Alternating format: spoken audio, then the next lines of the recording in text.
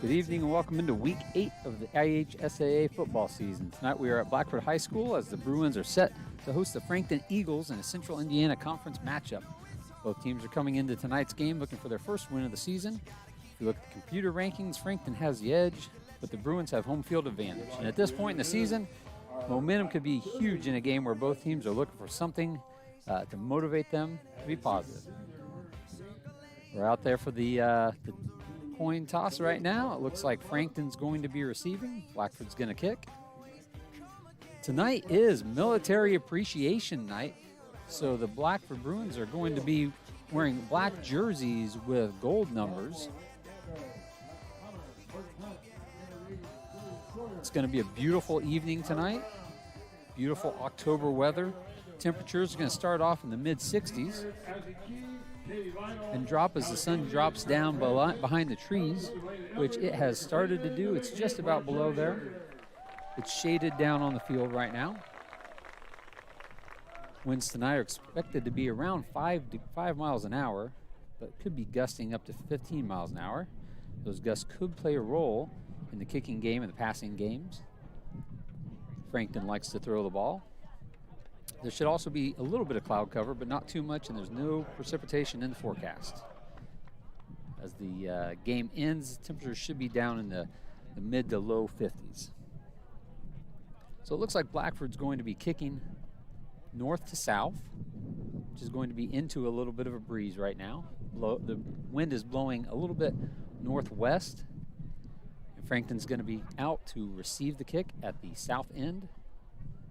Again, Blackford, in honor of the Military Appreciation Night, is going to be wearing black jerseys, black pants with those bright gold numbers that show up really well, so hopefully you can read those at home.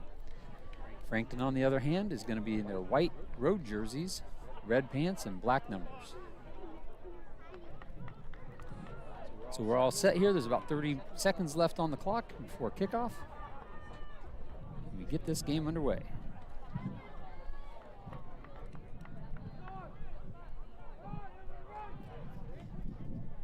Out to kick for the Bruins will be number 7, Sam Berry.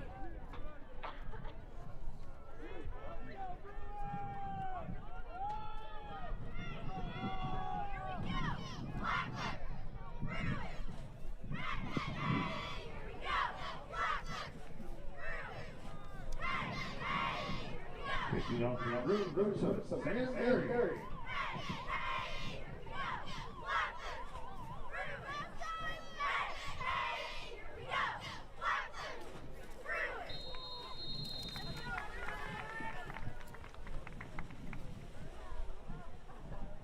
And we are underway. There's a little squib kick. It's covered by Frankton at the 41-yard line. Blackford's had some trouble in the last couple weeks of covering the kicks. If you were watching the Mississinawa game, there were several big returns. So Coach Steve Bouger may have decided to just play it safe right there. Go with a short kick.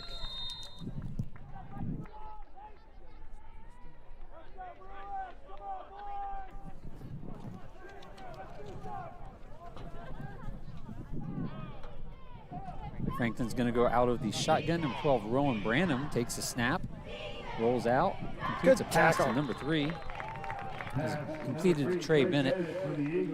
So Frankton they like to run the ball, they want to run the ball, but as the season's progressed, they've had to rely on the passing game more and more. And they've been pretty good at it. They've got a backup quarterback there. Their starting quarterback, who's got a lot of experience, number 2, Ethan Stansberry, is not starting tonight. He's been out with injury quite a bit this year. Here's a snap. He's tackled in the backfield. All right. That was a designed run, but they didn't get very far on that one. That tackle was number 66 for the Bruins.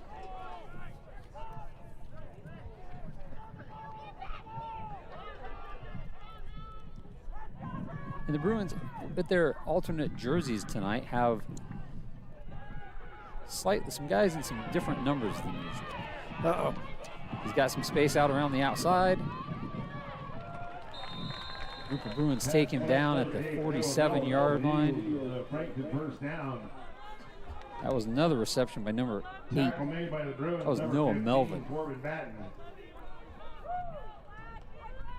So again, the players on Frankton to watch, number 12, quarterback Rowan Branham. He's just a freshman. Both teams are starting freshmen at quarterback tonight. He's in the shotgun again here. It's a low snap, but he handled it well. And that one, he's just going to throw it away. Almost a nice catch there on the sidelines by Coach Fox, who was just out of his reach. So again, Rowan Branham, the freshman quarterback, and then in the backfield with him, number 18, Eli Wax, a junior and the top rusher for Frankton. But as we mentioned, they like to throw. Their targets, they've got 3 main targets. Number 3, Trey Bennett, a junior. Number 11, Ace Barker, a junior. And number 8, Noah Melvin, a senior. Had 2 completions already. Here's a run up the middle. That one's good for about 6 yards. Running the ball for the Eagles, number 18, Eli Wax. That was Wax on the carry. Tackle made by Bruins, number 63, Tyson Cowgill. Tyson Cowgill, number 63, made that tackle. Another handoff to Wax, and he's hit. Tackled in the backfield. That was number 15, Corbin Batten for the Bruins. That was a nice hit right there. Made by number 15, Corbin Batten, brings up 4th down.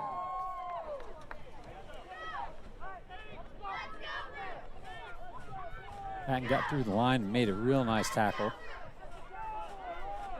Batten's wearing number 15 tonight. For a couple games, he was number 51 when he had to fill in on the line. Again, we're going to go for it here on 4th down. That's a pass down the field, and it is deflected, and it's down. Nice defense on that play. Bruin got a hand in there on that one. The incomplete pass intended for number 4, Harrison. Frankton turns the ball over on downs. So the Bruins will take over now at the 39-yard line.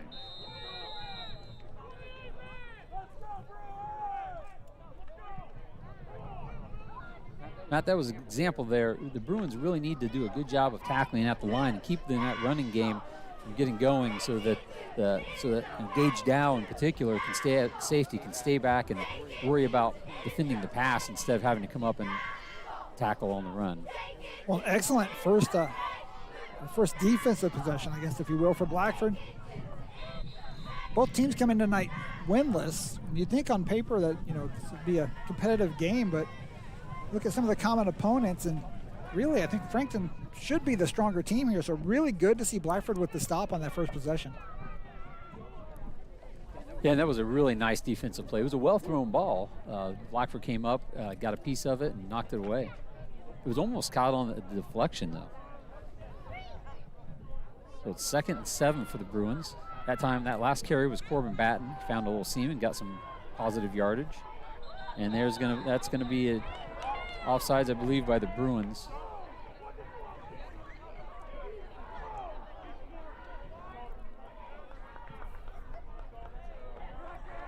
Oh, it's going to be on the defense. Looks like the defense must have jumped, causing the offense to go.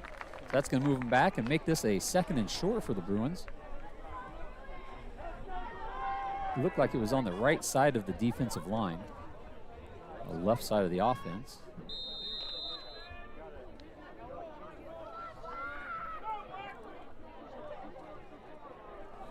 So that's Stratton Sargent, number 5 under center for the Bruins. Again, the freshman for the Bruins. There's a handoff. That's going to be right at the 1st down line. I think he's got it. It's going to come up with going to come down to the spot. Looks like they waved him on. They're going to move the chains.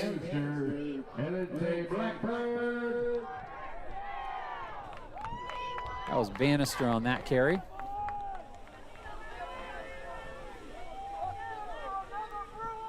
It'd be nice to see the Bruins sustain a drive here. Take some time off the clock, move the ball down the field, and hopefully end up with a score. Number 28, Brady Bannister's in the backfield, right behind Stratton Sargent. That handoff goes to Batten. He's got a seam, and he falls forward for a few yards. 15, Batten carries the ball for the Bruins. Probably close to 5-yard gain on that play. Eli Wax. Ooh, on the kind of tackle for the Eagles. That's not a great spot. It's like maybe they only gave him 3.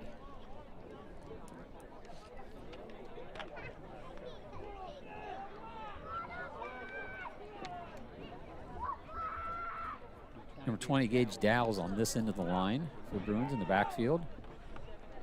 And there's Brady Bannister. He's around the end. He's got some space. He's getting down the sideline, pushed out of bounds. That's a first down at the 28.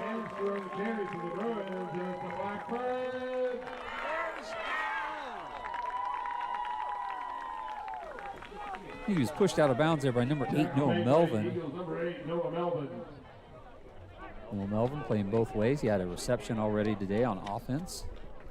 Recorded that tackle.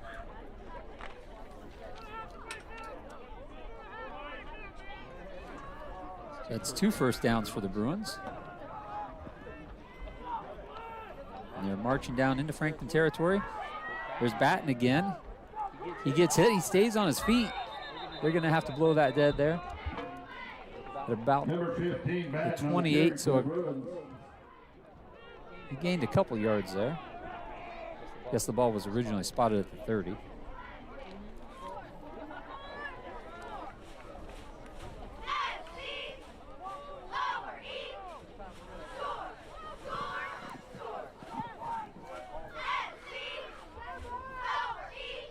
And Bannister and Batten in the backfield. That one goes to Bannister again, and he just shoved the pile forward.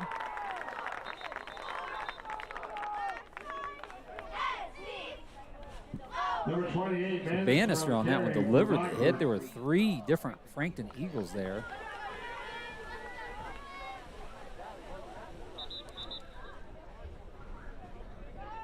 He just ran right through him, pushed him forward for another yard or 2.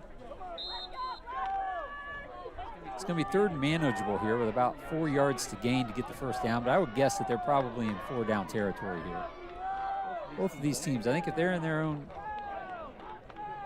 Oh, that's going to be, I'm pretty sure that one's going to be on Blackford, so that's going to make it a more difficult distance here. False start called against the Bruins.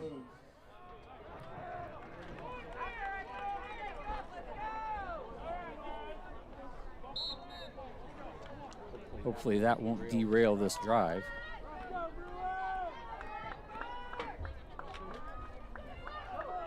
Again, I think they're in position where Coach Bouger will go for it on 4th down if they don't pick up the first down on this play.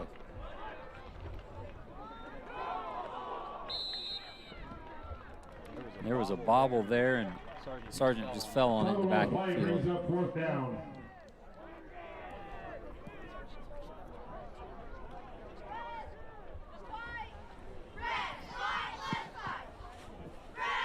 So a loss of 2 there. It's going to bring up 4th down.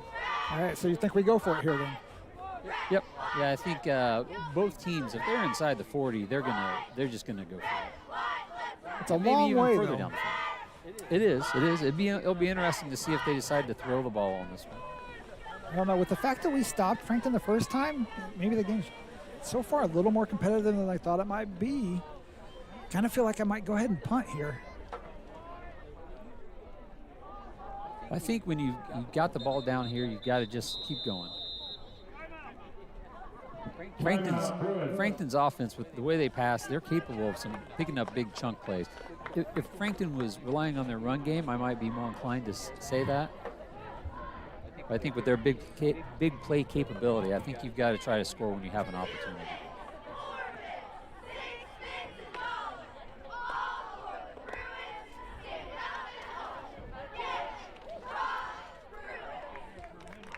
So when you're looking out there at those linemen for the Bruins, big guys up front.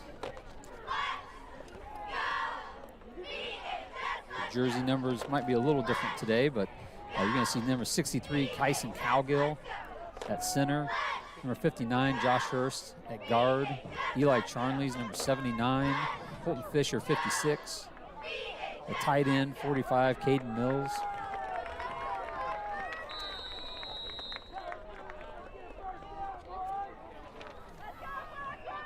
Bruins have one receiver out wide to the right.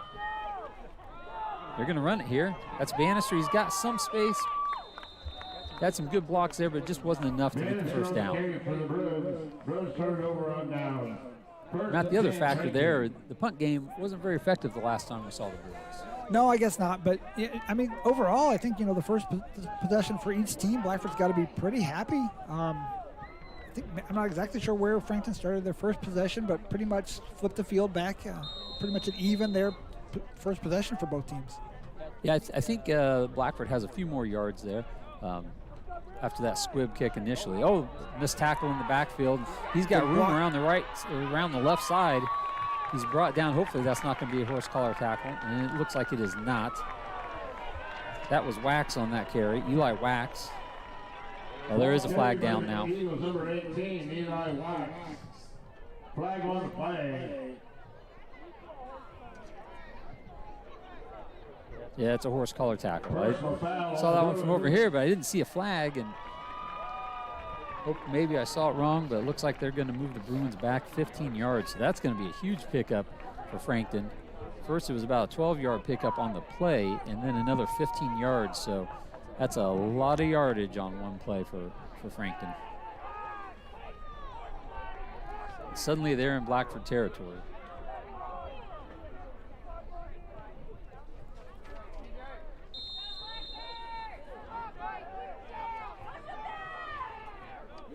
Brandon will take the snap. That one was high. He hands off. There's a man in the backfield. That was a nice tackle there.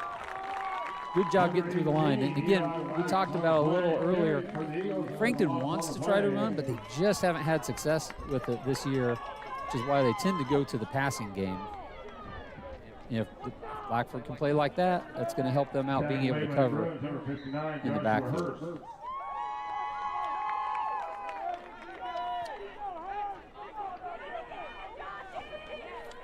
Looks like Frankton's going to go wide here with three receivers on the right. He's going to roll out. That pass is complete and out of bounds. I thought he was out of bounds. So it's not going to be a first down. After losing yardage on first down, they pick up about 10 there, but it's not going to be enough for a first down. That tackle in the backfield on that previous play was number 59, Josh Hurst.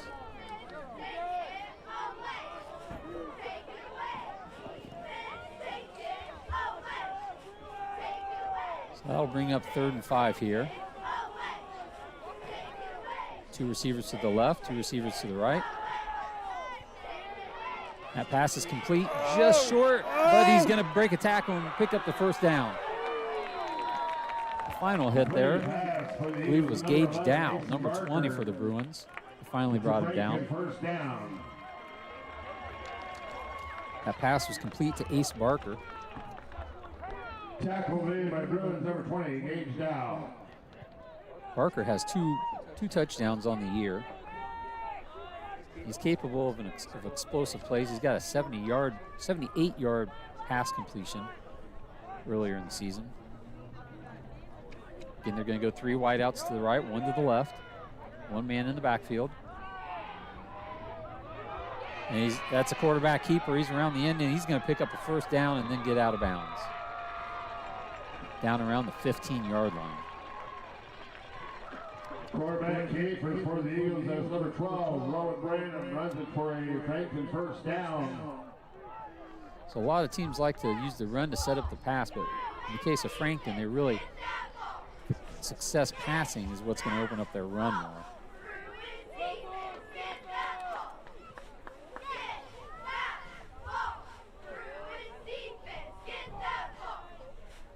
Four wide receivers again.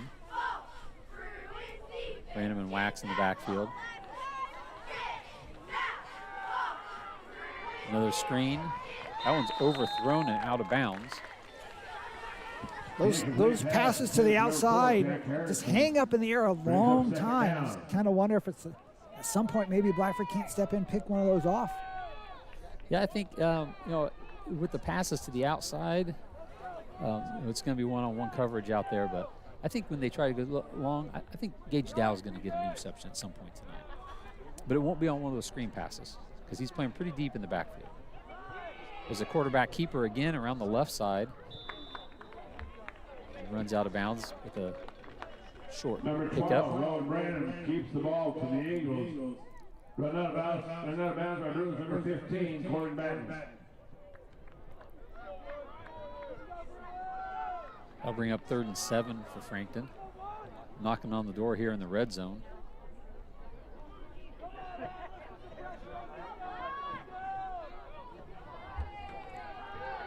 There's another rollout pass.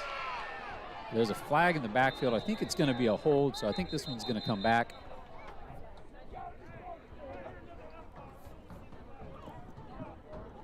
Flag on the play. I think the players all know it because there was no celebration on the pickup there. So that'll move it back. This is going to make it 3rd and about 12 probably.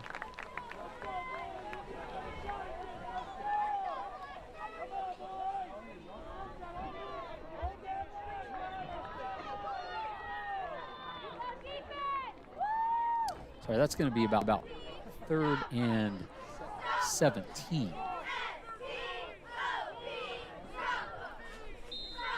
Again, I think this is a situation where Coach Marty Wells is going to go for it on 4th down if they don't pick up a 1st down on this play.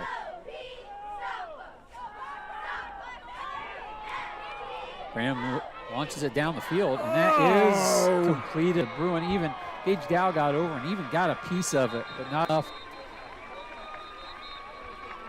As Frankton was able to hold on to it. That was a nice focus there by Ace Barker, number 11. Coming down with that catch, because it was partially deflected by Dow. But Barker was able to come up with it in the end zone for the touchdown.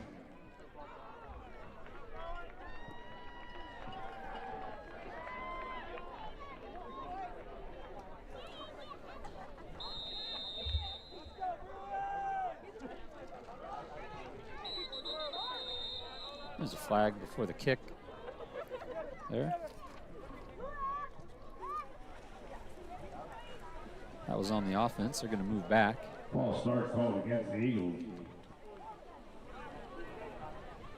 Well, Matt, in pregame, they were hitting pretty consistently. Liam Cawthorn, number 32, the extra point field goal kicker, he was kicking from the he was kicking 30-yarders pretty consistently. He looked pretty good, so I don't think he'll have any trouble with this one. Well, this would be the equivalent to a 25. Well, maybe we'll make it 30.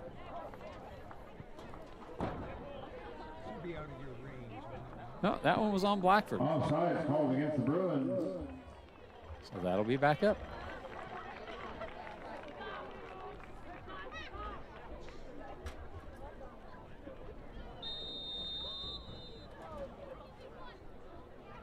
So we'll see if they can get the play off this time. It's a good hold, and the kick is up, and it's good. Kick is good by number 32, Liam Cawthorn. Here's a replay of the touchdown. Really hung it up there again. I thought maybe this was our chance for the interception right there. Safety came over, just kind of misplayed it a little bit. Yep, had a piece of it. Dow was a little short. I don't know if that ball drifted. It was the direction the wind was going that would make sense if the wind carried it, but right now the flag is not moving at all out on the flagpole. So unless the wind just stopped, I don't think there would have been much to carry that ball on down the field a yard or two. Scott, we do have tonight in the CIC Central Indiana Conference the top 2 teams playing each other. We actually have the ability to do a live look in here and see what's going on. So again, that's Mississinawa and Eastbrook, both sitting at 7-0 on the season. Oh. Both 5-0 in the conference. And it looks like, was there a score on that? The score was 7-0. I couldn't actually tell which team was winning there. 7-0 there. And then a commercial popped up. And but that pizza on that commercial looked awfully tasty, didn't it?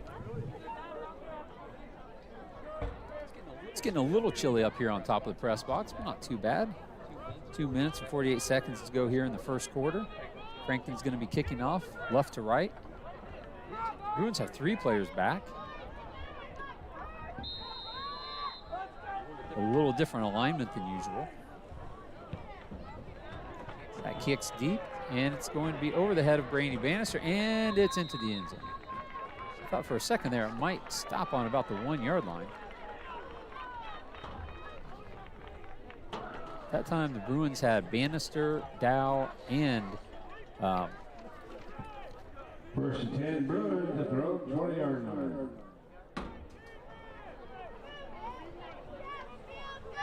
Now Bannister, Dow, and Batten all back deep on that kick.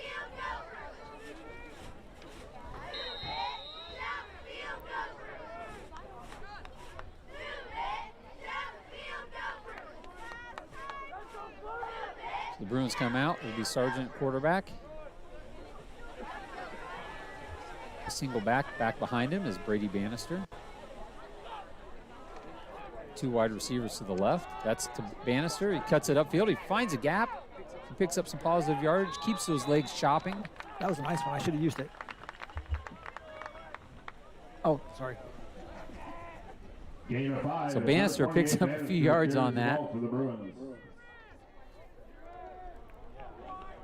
Sargent trots back out with the play.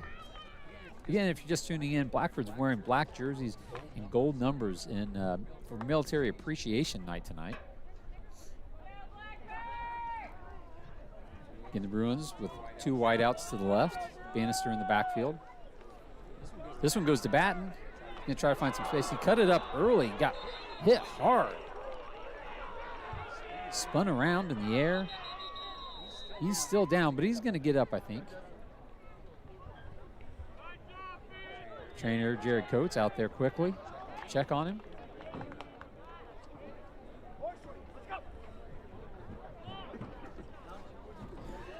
Back to send in a substitute here. Back to the Eastbrook Minnesota game. That is Eastbrook currently leading 7-0 midway through the first quarter. Eastbrook up 7-0 over Mississinawa, who hasn't lost a regular season game in over 3 years. Both teams actually ranked number 5. Eastbrook number 5 in Class 2A and Mississinawa number 5 in Class 3A. Should be an exciting night over there at Eastbrook High School, and hopefully an exciting night here. Peyton Horsley in now as a substitute for Corbin Batten after that hit. That one goes to Bannister. I think he only got back to the line of scrimmage, so that's going to bring up 4th down. Brings up 4th down. And this is not a situation where I think Coach Bouger wants to go for it. So they anticipate Gage Dow being back to punt.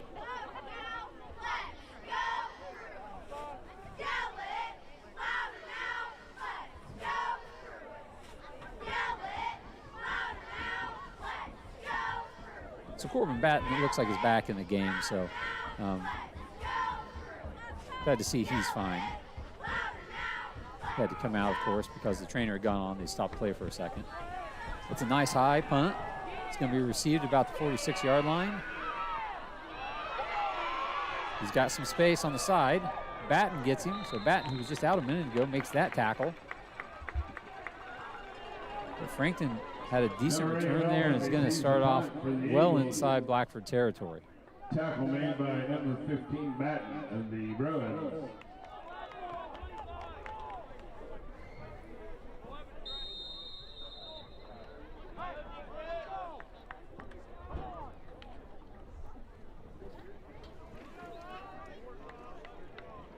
Brandon walks in the backfield, trips to the left. One man to the right, that's Noah Melvin. Some pressure on the quarterback. He's dropping back and he's going to heave it down the field, and that is going to be just out of reach. That one was over the receiver. 2 Bruins there on the play. That was intended for Ace Barker, who caught the touchdown a minute ago. It was just one of those where he had a hard time continuing to run down the field and look back over his head to try to track the ball.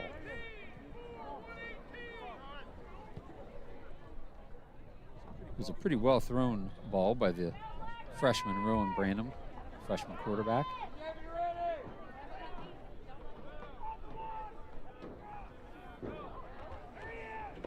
It's a quarterback keeper. And he's tracked down. I think that was Brady Bannister on that tackle.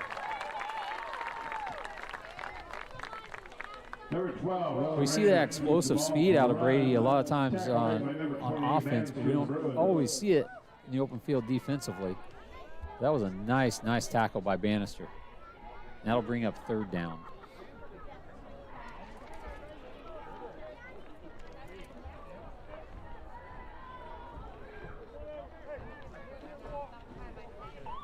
And that is the end of the first quarter as Frankton leads 7-0. So that's the end of the first quarter. Blackford trails here by 7.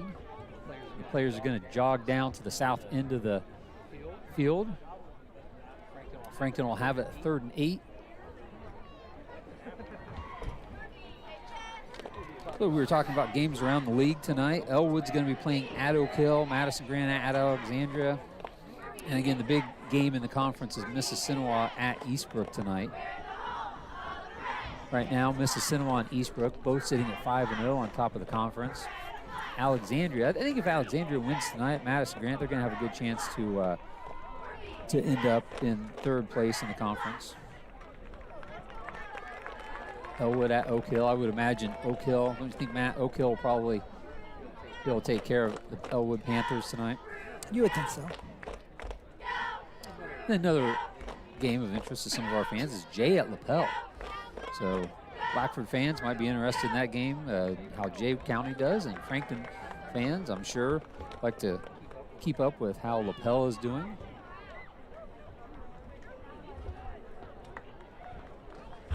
I would guess LaPel will win that one.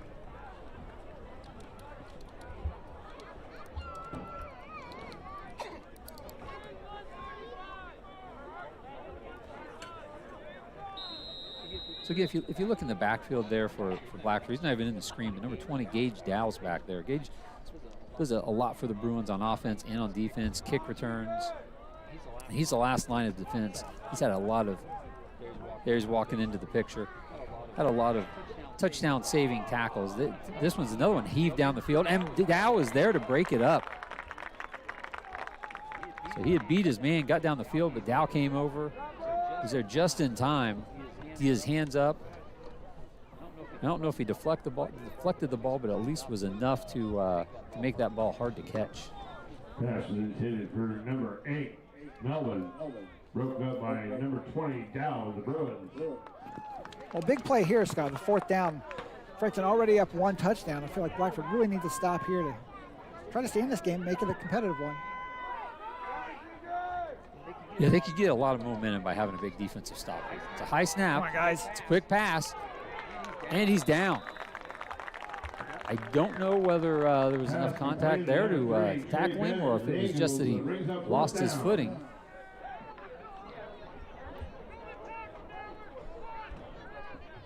So that's going to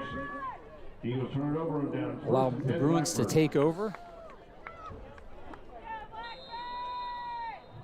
They'll start their drive at the 24-yard line. Again, both teams starting freshman quarterbacks today. A lot of similarities between these teams.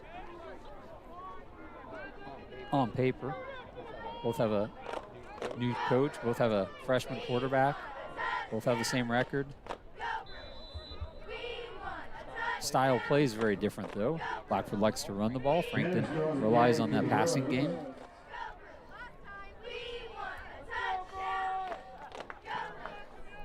That play was good for a short game for the Bruins.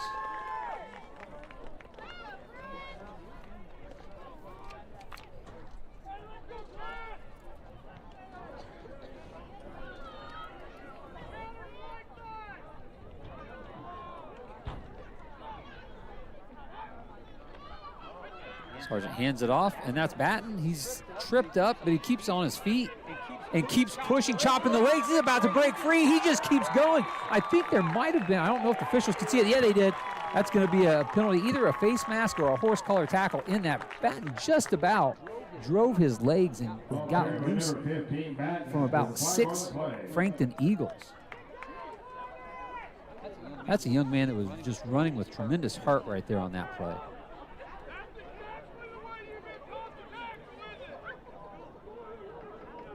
There it is. There's a horse collar tackle. And that's going to be another 15 yards. So the run would have been good for about 4 yards. They're going to pick up 15 more with the penalty. And we'll see if the Bruins can turn this into a touchdown on their end.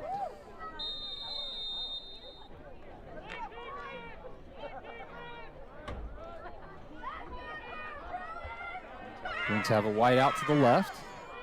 Gage Dow's also in the slot to the left. Bannister might have picked up a yard on that one.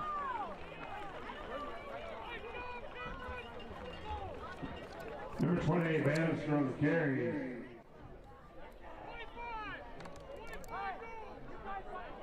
Tackle made by number 74, Ken Schultz of the Eagles. Blackford hasn't thrown it to the wide out yet, but that's number 16, Peyton Quick, who's been lining up wide to the left most of the time. Got no one wide on this play.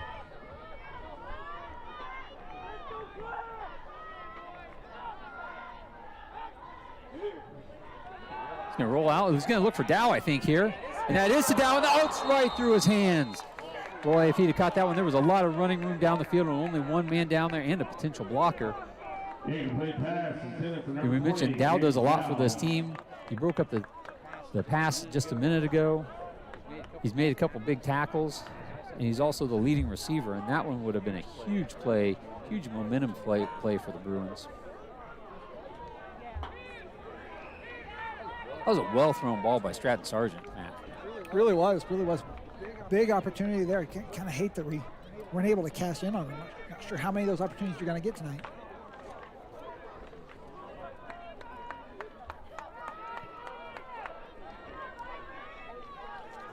Sargent's going to go under center again. One man in the backfield.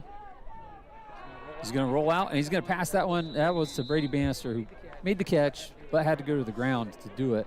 So actually lost a yard. Lost 2 yards.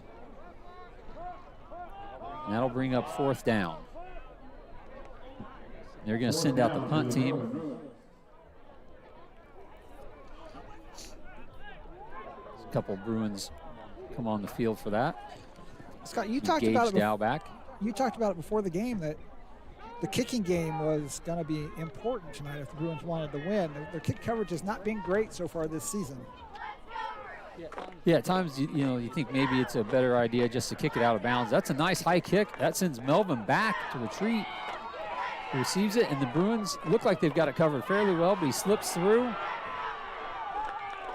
And he's brought down. So, yeah, again, Matt, there, the net on that was only about 2 yards on the punt. It was the punt was excellent. Kicked ball. Yeah. Tackle made by the Bruins, number 36, Peyton Horsley. The Bruins have just had a hard time tackling downfield on kick plays, whether it's kickoffs or punts. As we saw in the Mississinawa game a couple of weeks ago, there were several punts in the first half, and Mississinawa seemed to return every one of them inside the 10-yard line.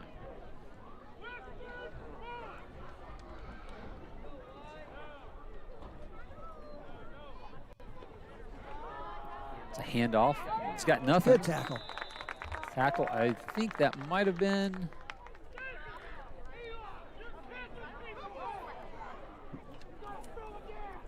Tackle made by number 56, Colton Fisher, the homecoming king from last week. Colton Fisher coming off the left end on that one.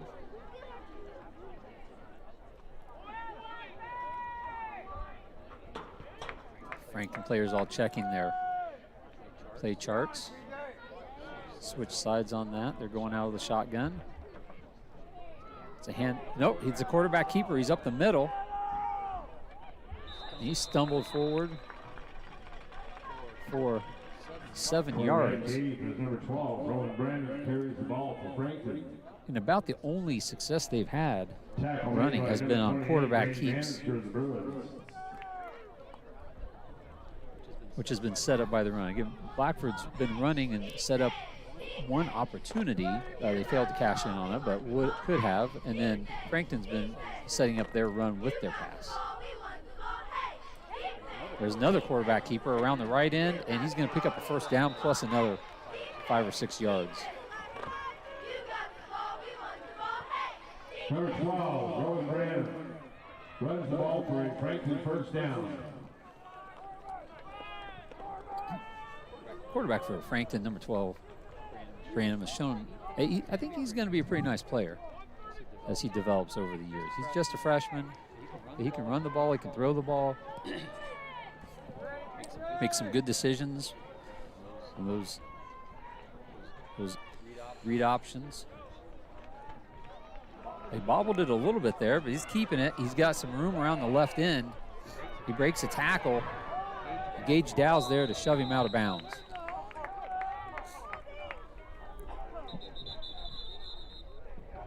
Number 12, Brandon carries the ball. And that's gonna, yeah, I think that's a first down.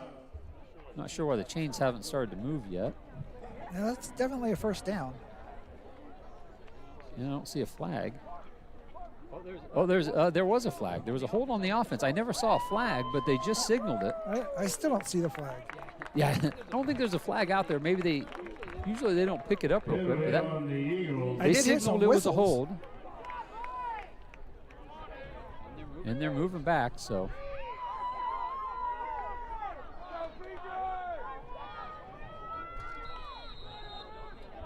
So they'll replay the down. It's going to be first down, but it's only going to be it's second down. Second down and 8. Again, out of the shotgun, 3 wide receivers to the right, 1 to the left. Good penetration. He's going to throw that one away. He has to throw that one away. That was a nice job by the Bruins. 2 Bruins back there providing that pressure. I think that was Josh Hurst, number 59, that was initially back there and kept him from rolling out to the right. A good job in containment by Hurst. Colton Fisher, I think, was the other one who provided provided the pressure after he rolled back. There's another quick pass. It's completed to Melvin. Green He's out there. Good job. taken down. It was a nice open field tackle. Completed pass to number 8. That was Brady Bannister on the tackle. Brady does a nice job out there in open space of making sure he gets his arms around those players and brings them down. But they're just starting off with so much space when they catch it. That's making it hard to keep them from completing the passes. And it's really fun to watch Frankton with really, kind of a pro-style offense here. They the ball around. They definitely spread it out, play in space. I still think we're going to pick one of these off. And that's a completion. It was a high throw, but he did a nice job catching that one. Looks like he's getting up kind of slowly. A couple Bruins helping him up there. I think he's going to be okay. That was Trey Bennett. And Trey Bennett's got a lot of passes this year.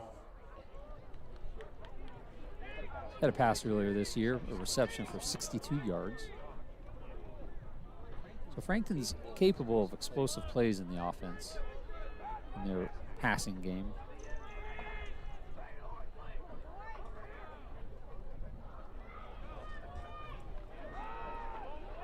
There's another flag down on this end, so I think that's probably going to be another hold.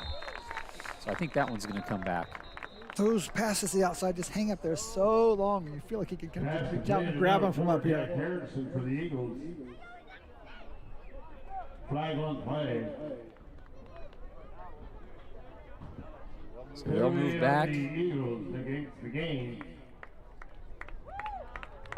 That one was at the line of scrimmage, so that's going to make this much longer distance for Frankton.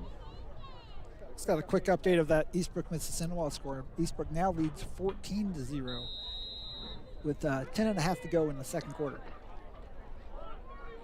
That's at Eastbrook, so they've got home field advantage in that one. I'd be surprised if Mississinawa doesn't come back and make that one a lot closer.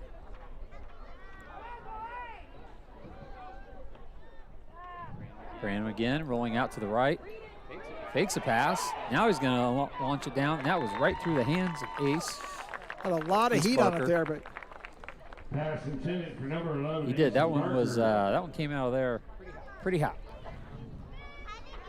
Brings up third down. And a little too hot for Ace Branham. Or sorry, Ace Barker. It's got, it feels like Frankton's had the ball. It's definitely outpossessed Blackford, but we're down here to the last 6 minutes of the first half, and Frankton's still only up by a touchdown. Yeah, the Bruins have been bending on these last couple possessions, but haven't broken.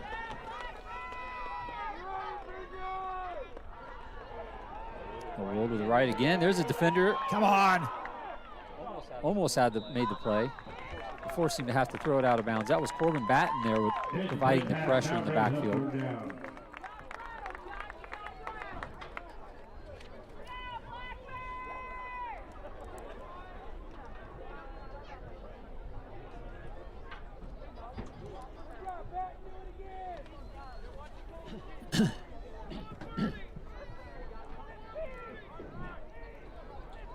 The Frankton players are all check their wristband play charts before lining up for this one. It's a big play here at 3rd and 15. It is. That's a handoff. He's going to get around the left end. He's got some space, and he's knocked out of bounds. I think he's going to be just short of the touchdown. That'll bring up a 1st and goal.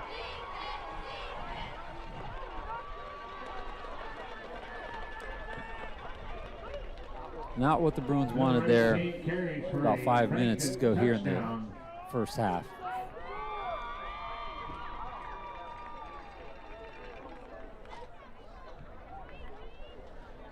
Did they signal touchdown? Oh, well, I apologize.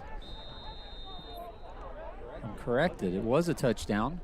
I thought that it was out of bounds. I thought that the official was marking it at the 1 yard line. That kick is up, and that is no good. Wide left. He kicked it well. Kicked it hard. Kicked it just left of the upright. Here's the replay. Gage Dow comes right down the line. I guess he might have had that ball over the pylon. It was pretty close, and there's no replay here, so it's hard to tell. But, boy, that looked like – and I really thought the official had marked it out at the 1. Here's another look at it. So he might hold that ball out, but it may end up being better off for the Bruins anyway, because this will give them more time to be able to put a drive together to get a score here before halftime. Hypothetically, Frankton may have run the ball up the middle a couple times, taken off a minute or two before punching it in. So this might end up making that a touchdown at that point, might end up benefiting the Bruins if they can put together a drive here in this last 5 minutes of the first half. Scott, we'll take a real quick look in here at the Mississinawa and Eastbrook game. Mississinawa driving now, trying to get on the board down to the Eastbrook 20.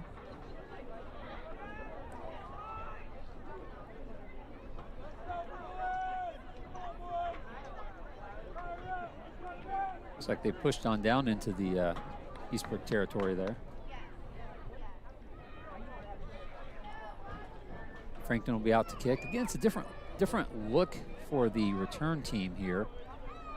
Brady Bannister's back deep, but Corbin Batten and Gage Dow are now both just a little in front of him. Normally it's just Dow and Bannister both deep. That's whistled. I think that's going to be offsides against the kicking team. Should that be I don't know what else it would be. Should that be a dead ball foul? Should that stop the play? Yep. Offsides called on Frankton on the kickoff. So they'll move back 5 yards and kick it off again.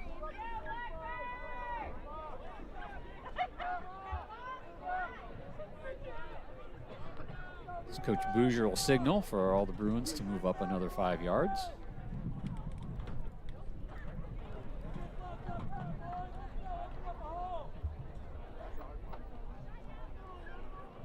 Again, Bannister, hopefully Bannister will have a chance to return this one, or one of the upbacks. The first kickoff went into the end zone, and we're not able to return it.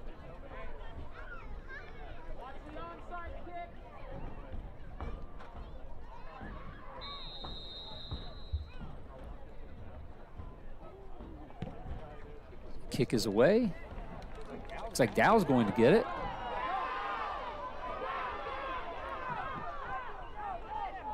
Dow will bring it out across the 30. Number 30, Dow on a return for the Bruins.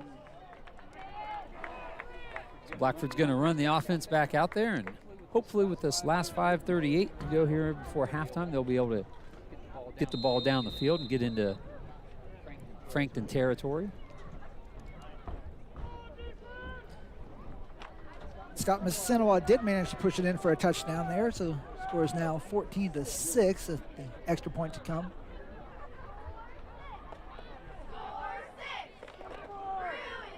Sargent tosses it to Bannister. Nothing going there. He's met at the line by a whole host of Frankton Eagles.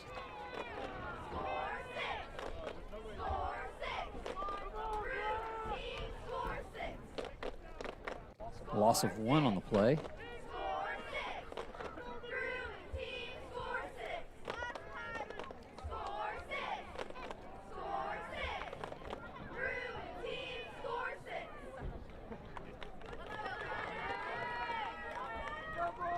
The shotgun this time, Batten and Bannister in the backfield. He's going to roll out to the right. He's going to look for Dow again, but that pass is picked off. Brady Bannister with a nice tackle. That pass was completed or intercepted by Ace Barker. Number 28, Bannister makes the tackle, 1st and 10, Frankton. So I think that may have been the same play they ran earlier, that the pass was really well thrown to Dow and just slipped through his hands. And this time it was underthrown. And Ace Barker was able to come over and pick it off. Back to throw the Eagles. That was a high pass intended for Melvin. Well, I've been calling for an interception all night, but that wasn't the way I wanted it to go. It's the wrong team. Yep. Blackford doesn't throw a whole lot. Defense really needs to stiffen up here and get a stop at the end of the half to make sure this is still a competitive game in the second half. Yeah, if you give up another score here before halftime, that's going to be tough mentally to go into the locker room and try to get prepared to come back out for that second half. Bruins have done a nice job against the run so far tonight. He's going to roll around the right end and run out of bounds there. Tyson Calgill is a man chasing him out.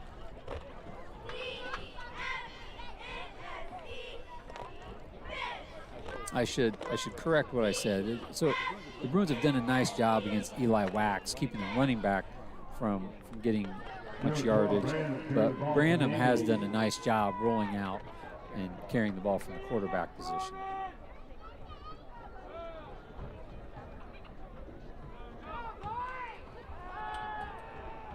Roll out to the right here, some pressure on that one, and it's just off of the hands of the receiver. Batten was in the backfield, rushing Branham to make that pass. Brings up 4th down for the Eagles.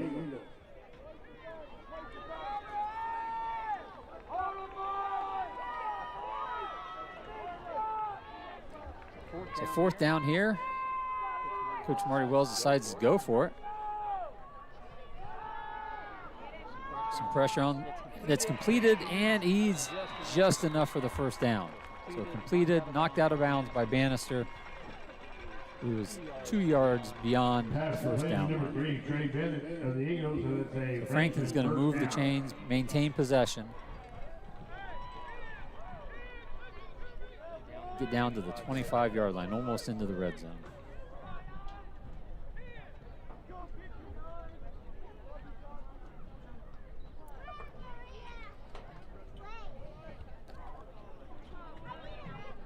Well, it's still not too chilly up here on top of the press box. There's a little bit of a breeze. Branham goes out of the shotgun. That's dropped by Ace Barker. Pass intended for number 11, Mason Barker, brings up second down. Well, just a little bit behind him.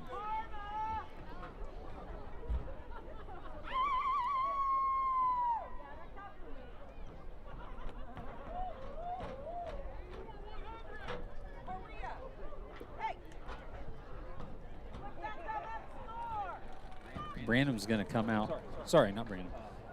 Barker's going to come out wide to the left. Branham rolls out this way. Makes a short pass. Good tackle. Trey Bennett's taken down. And another nice tackle by Brady Bannister. Number 28, Bannister of the Bruins. Man, I'm not sure anyone tackles in the open field as well as Bannister for the Bruins. Gage Dow does a really nice job. But I think if I had to make one tackle, Brady Bannister might be the guy I would go with to bring down a runner.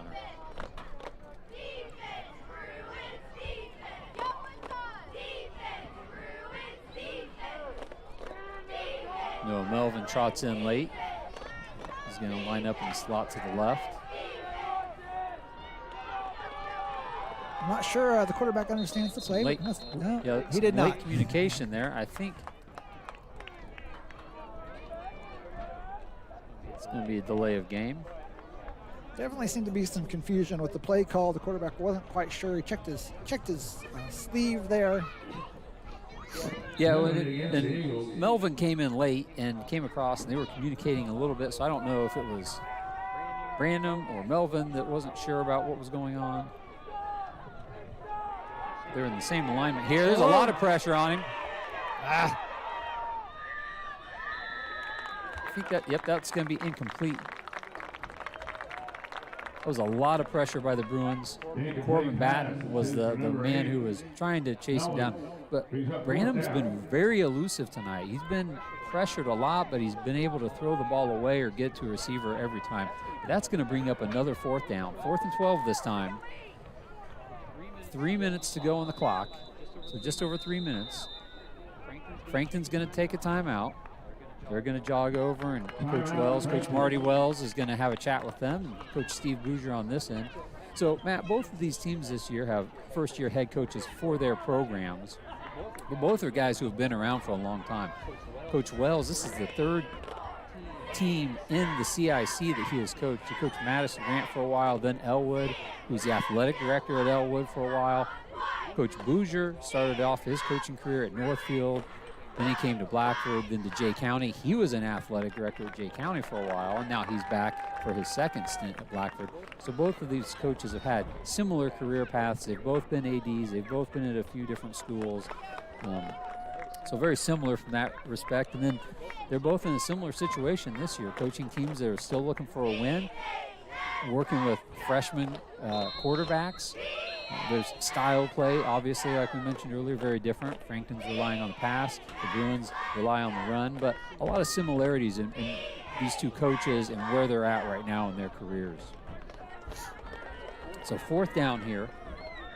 And both of these coaches very experienced and understand what to do in this situation. Just trying to relay that to their players. Blackford absolutely needs to stop here. And if they get it, they'll have enough time to possibly get a score before halftime and tighten this game up.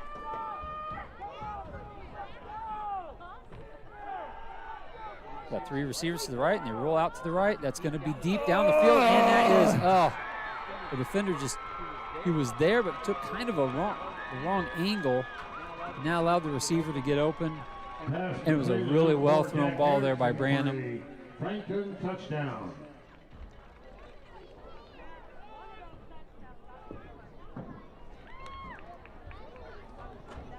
And so Coach Wells dialed up the right play in that position. They'll be on to kick the extra point.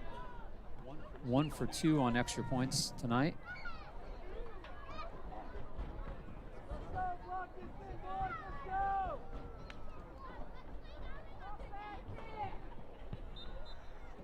And that was blocked. I don't know if it was blocked, but it was no good. So it's kind of a low snap. Here's the replay of that touchdown. Branham rolls out to the right. Blockers do a nice job picking up the blitzers. He throws it on the run. That's a really well-thrown ball with that kind of motion. I think the receiver just had to change his angle a little bit. It was thrown a little wider than the angle he was running, and the defender was following in that path, turned to look for the ball, just lost the receiver, and that led to a Frankton touchdown.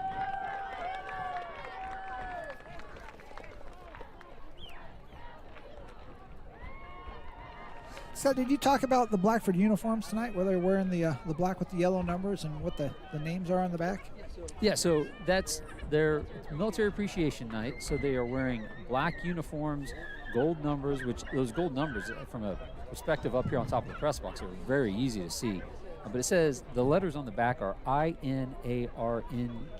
So I'll let you think about that for a minute and see if you can figure out what INARNG says or what that means. They are not all players with the last name Inarng.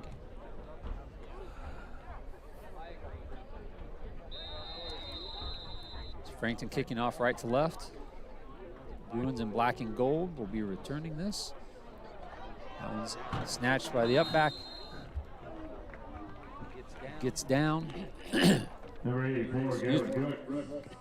You need the cough button. We don't have a cough button. Yeah, we don't have a, yeah. It's a little chilly up here. Kind of makes you want to cough a little bit. A little bit of dust in the air with all the harvest going on. There's actually quite a bit of soybean harvest going on just about a mile to the northeast of the high school here. See the lights of Central State's all lit up tonight. About, what is that? I believe it's 6, not 7 Central miles State's. away? It's not Central State's anymore, is it? Used to be. There's a handoff to Bannister. He gets some space, spins, and he's got enough for the first down. That'll stop the clock. Stop the clock to move the chains.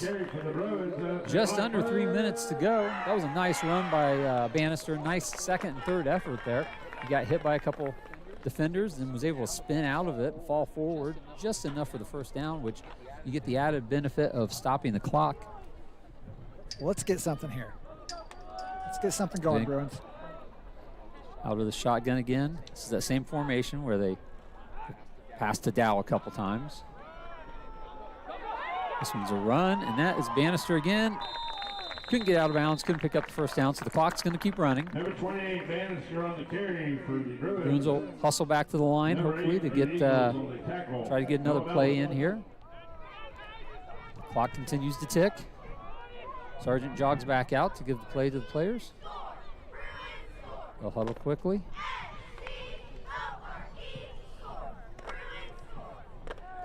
The clock ticking down now.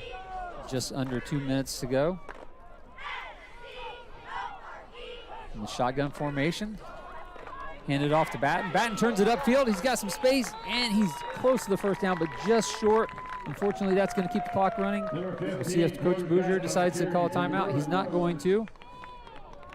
Getting the play to Sargent quickly. Sargent's back out. Clock's still running. Bruins are going to have to pick up the pace if they're going to get enough yardage to get down there. Now they just need to get this first down. That's going to be important here. That will stop the clock while they move the chains. They need a yard.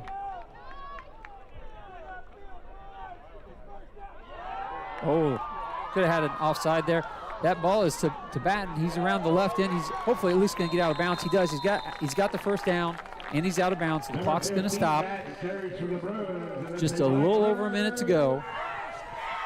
And the Bruins cross midfield. So they're into Frankton territory. But they're going to have to break a big play here. They're not going to be able to pick up 6-7 yards at a time and have enough time to get down there to the end zone.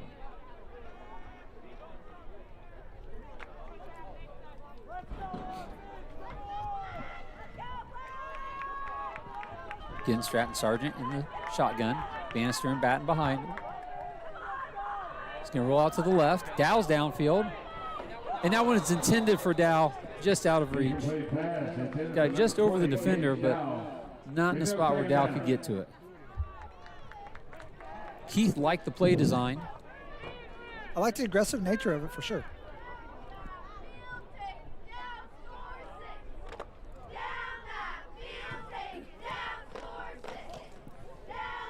So still about a minute to go. Clock is stopped. Keith, you like that aggressive play call on that one? I did. I thought I would run it again or something very similar. Now there's Bannister getting around the end, and he's going to get out of bounds. So that'll be a pickup of about 5. The clock is still running. I thought he went out. Okay, now the clock stopped. It ran a little long there. I felt like Number 66, the Eagles in on the tackle. Felt like the Bruins might have lost a couple seconds. Yes. I think maybe the official's going to try to put some time back on the clock. Should go back to about 55. It's a little harder. Yeah, Matt, you want to just run that replay back and then go down to tell the guys in the box? We'll wait on you. 57.3. Okay. What do you think about that, Keith? You like that? I'll take that.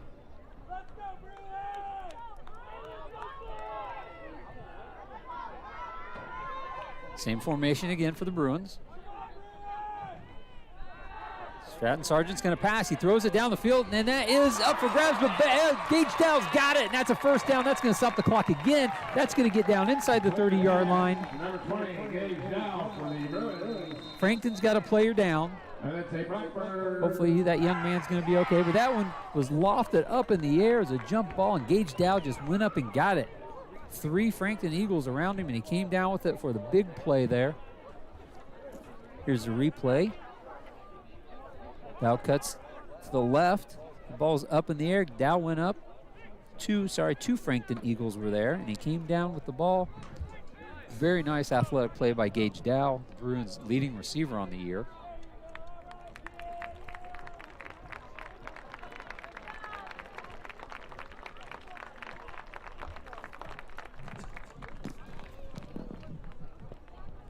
Coach Bouger will have a second to talk to the players here.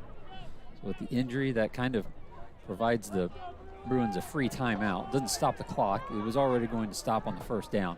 But does give you a chance to kind of talk to your players and go over the game plan here. It started the clock.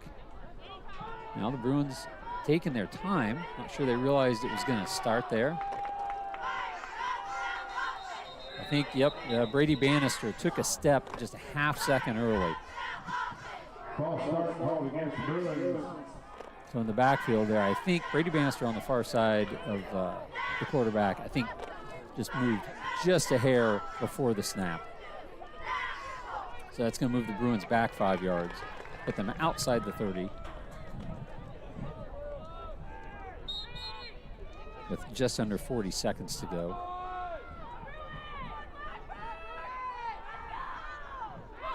Sargent heaves it down the field. That's intended. Oh, that could be he got run over from behind. It looked like should have been a pass interference. I think the official would probably say it was an uncatchable ball because I think Batten was maybe even slowing down. But, man, he just got run into by that defender. Here's the replay. You can see downfield. The ball's he just got run over by that Frankton Eagle defender. That was intended for Corbin Batten out of the backfield.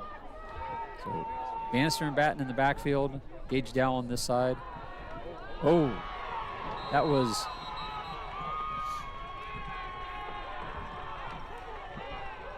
Thought maybe they would call intentional grounding there. They did not. There was a lot of pressure on the quarterback. Bannister was rolling out to the right. He was in the area. It does stop the clock. So under 25 seconds to play here in the first half.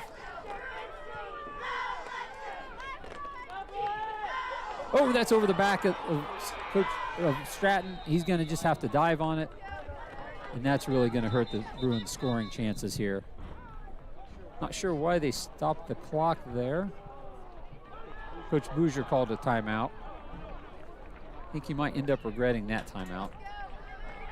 With 4th and 15 coming up in 15 seconds.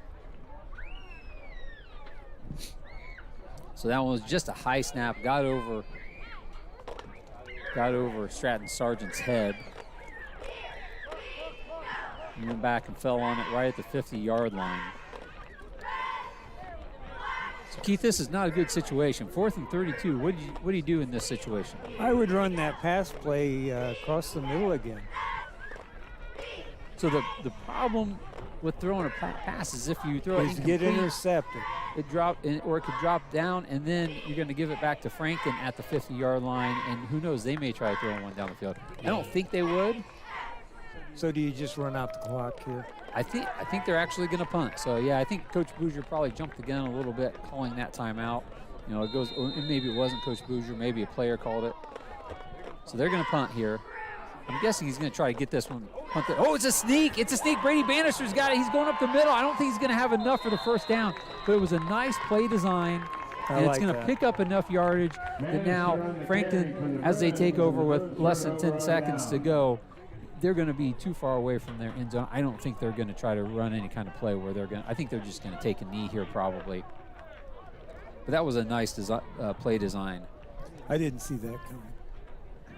No, I didn't see that one coming either. Boy, he had a chance to possibly break that free and get the first down. That's some of that coaching experience from Coach Bouger, who's been around for a while.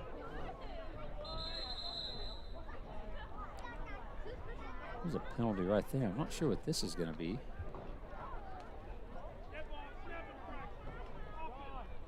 A snap infraction, I believe. It's going to move him back even further. I don't know if Frankton will try. They may send a couple guys down the field and try to pass one down there. Looks like they will. He's under pressure. He's going back. He keeps running back. Maybe he'll get back into the end zone. He heaves it down to about back where the line of scrimmage was. And that'll be the end of the half. So that was kind of a wild way to draw the half close. Frankton will go into the locker room with a 19-0 lead. They just ran around there. He ran about 30 yards backward before heaving it back to about the line of scrimmage. Yeah, that seemed particularly dangerous. Not really sure what they were thinking there. Again, you know, we talked about you got coaches with a lot of experience, but then the challenge is to get high school kids, 15, 16, 17, 18-year-olds, to execute your vision of what you should be doing out there on the field. So overall, Scott, I think, you know, Blackford was pretty happy with the way things started. The first couple of possessions, pretty even. They moved the ball on that first possession. Frankton did score there maybe on the second or third possession, but it was a one-score game for most of the way through the first half. But last 6 minutes or so of the second half, Frankton really started to dominate the Bruins a little bit. And at 19-0 now, it's definitely not out of the realm of possibility, but going to be tough for Blackford in the second half. Yeah, Frankton started off trying to run the ball. They couldn't do it. Then they went to the passing game. And that passing game then opened up some quarterback runs and some read options. Hey, Scott, I want to join the Mississinawa Eastbrook game here. Mississinawa down by 7 on the 10-yard line, trying to tie this up with 1 minute to go in the first half.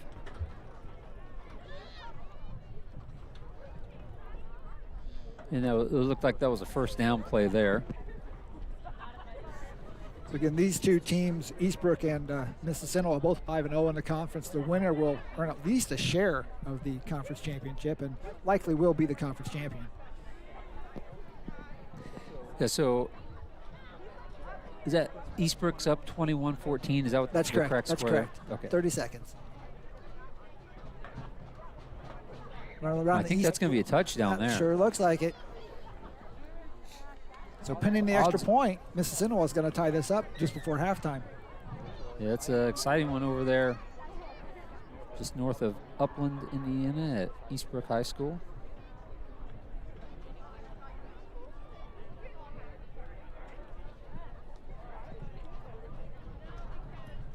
At times during the first half, the Bruins looked pretty good, but just weren't able to get into the end zone. The interception there toward the end of the first half really hurt to give Frankton the opportunity to make it a 3-score game. So no halftime festivities tonight. It's going to be a less exciting halftime. A lot of the students are gone tonight. It's fall break here at Blackford. It's a cooler night. Some of the farmers are out in the fields, so they're not here at the game tonight. So a little lower attendance with fall break and the farmers in the fields. Keith, I know you're looking for the moon. I think it's going to be coming up in the, I think there might be some cloud cover just keeping us from seeing it, but it should be about straight to the east when it does, if it does appear. Like the great pumpkin on Halloween. Rising in the east? I don't know. Which way does the pumpkin rise?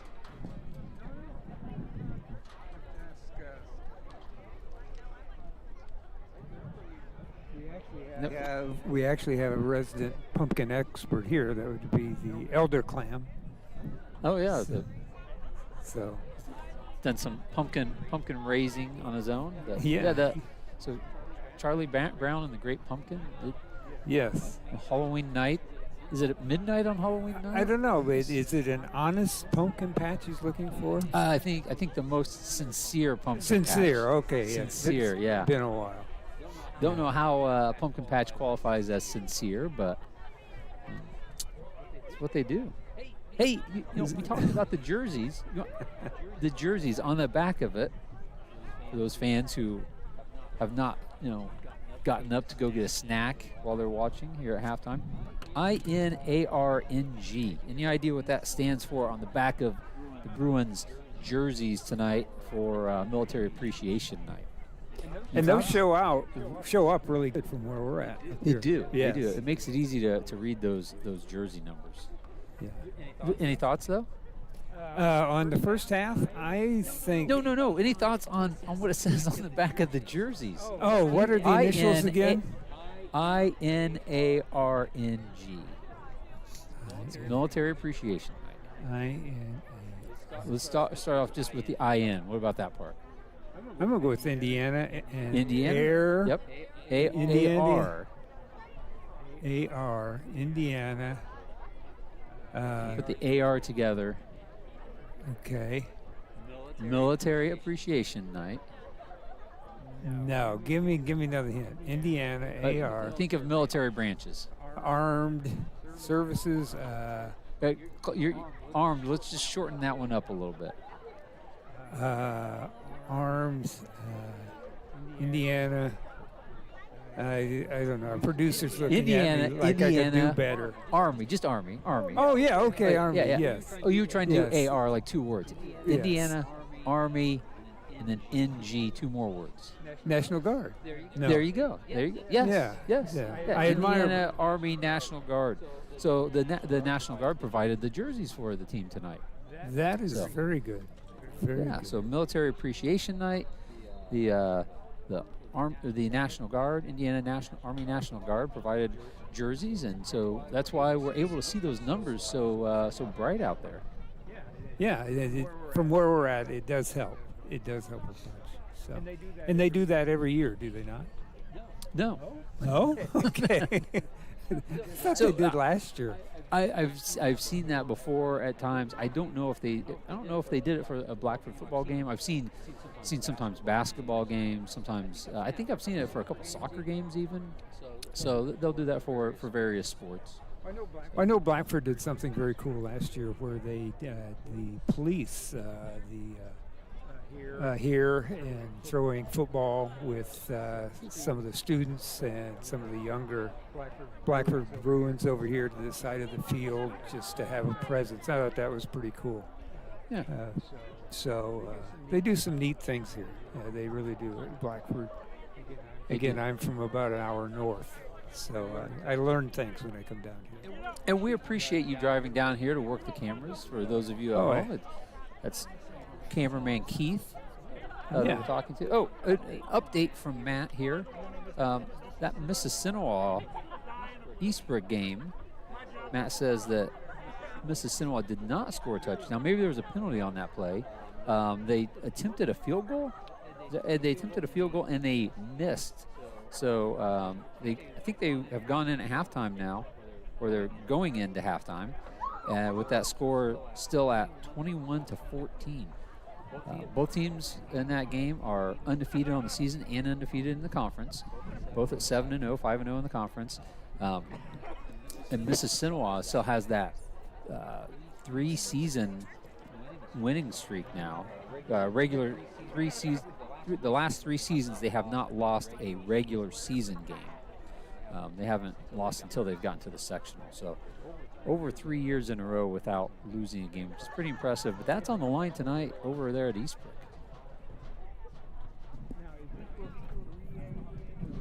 Eastbrook, I believe, is a 2A, and Mississinawa is 3A. Mississinawa had been 4A, but dropped down just last year down to 3, where Eastbrook has been in that 2A classification for quite a while. Okay. So we'll update on the soccer teams. The boys and girls soccer teams have both played in the sectional this week. They were defeated, so their seasons have come to an end. The boys team played at Mississinawa, but they played Eastbrook. Mississinawa is the host school. They played Eastbrook for I think it's been like 5 years in a row they've drawn Eastbrook in the sectional, which is kind of crazy. They were defeated, and then the girls won their first game in an overtime. They went to overtime. It was 0-0, went to overtime. Still no one scored, and they went to a shootout.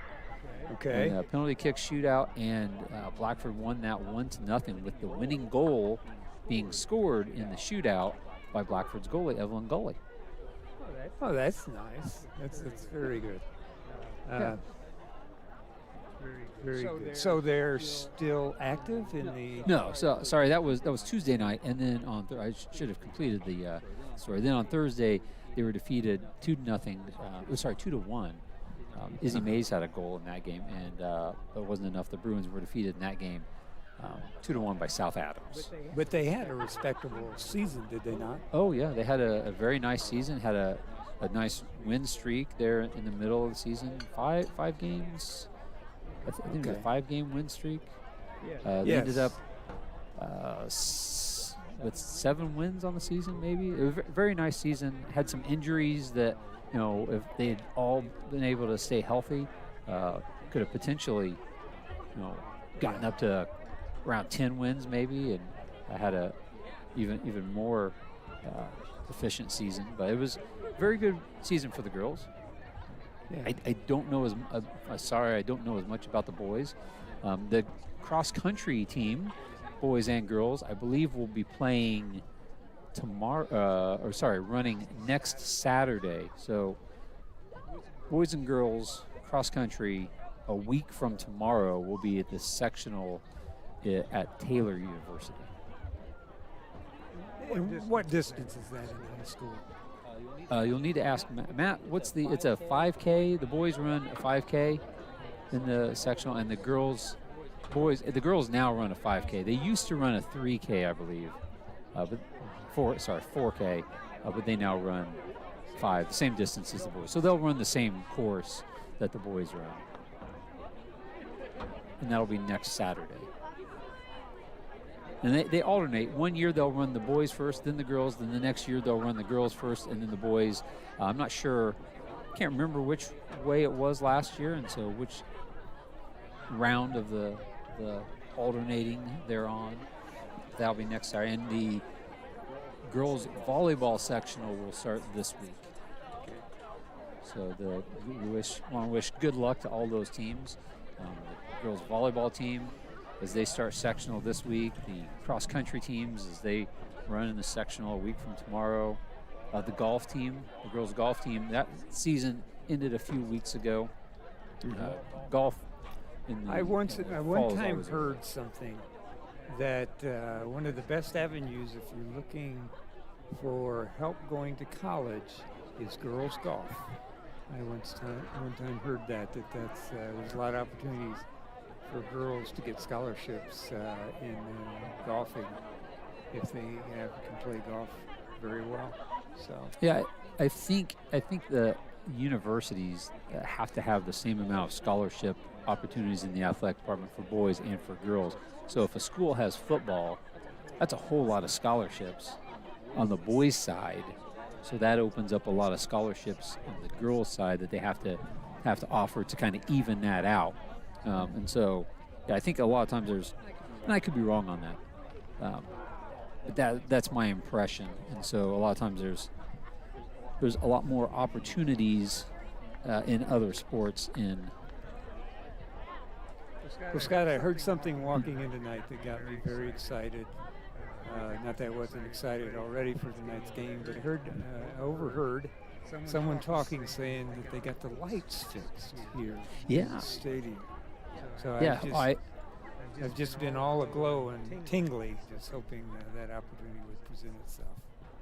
Yes, I hope that the Bruins are able to get on the scoreboard and you'll get a chance to see those lights flicker. This is my understanding. What I understand is there was a lightning strike somewhere that kind of fried some of the circuits for the flashing. Luckily, it didn't totally take out the lights because we had a couple games there.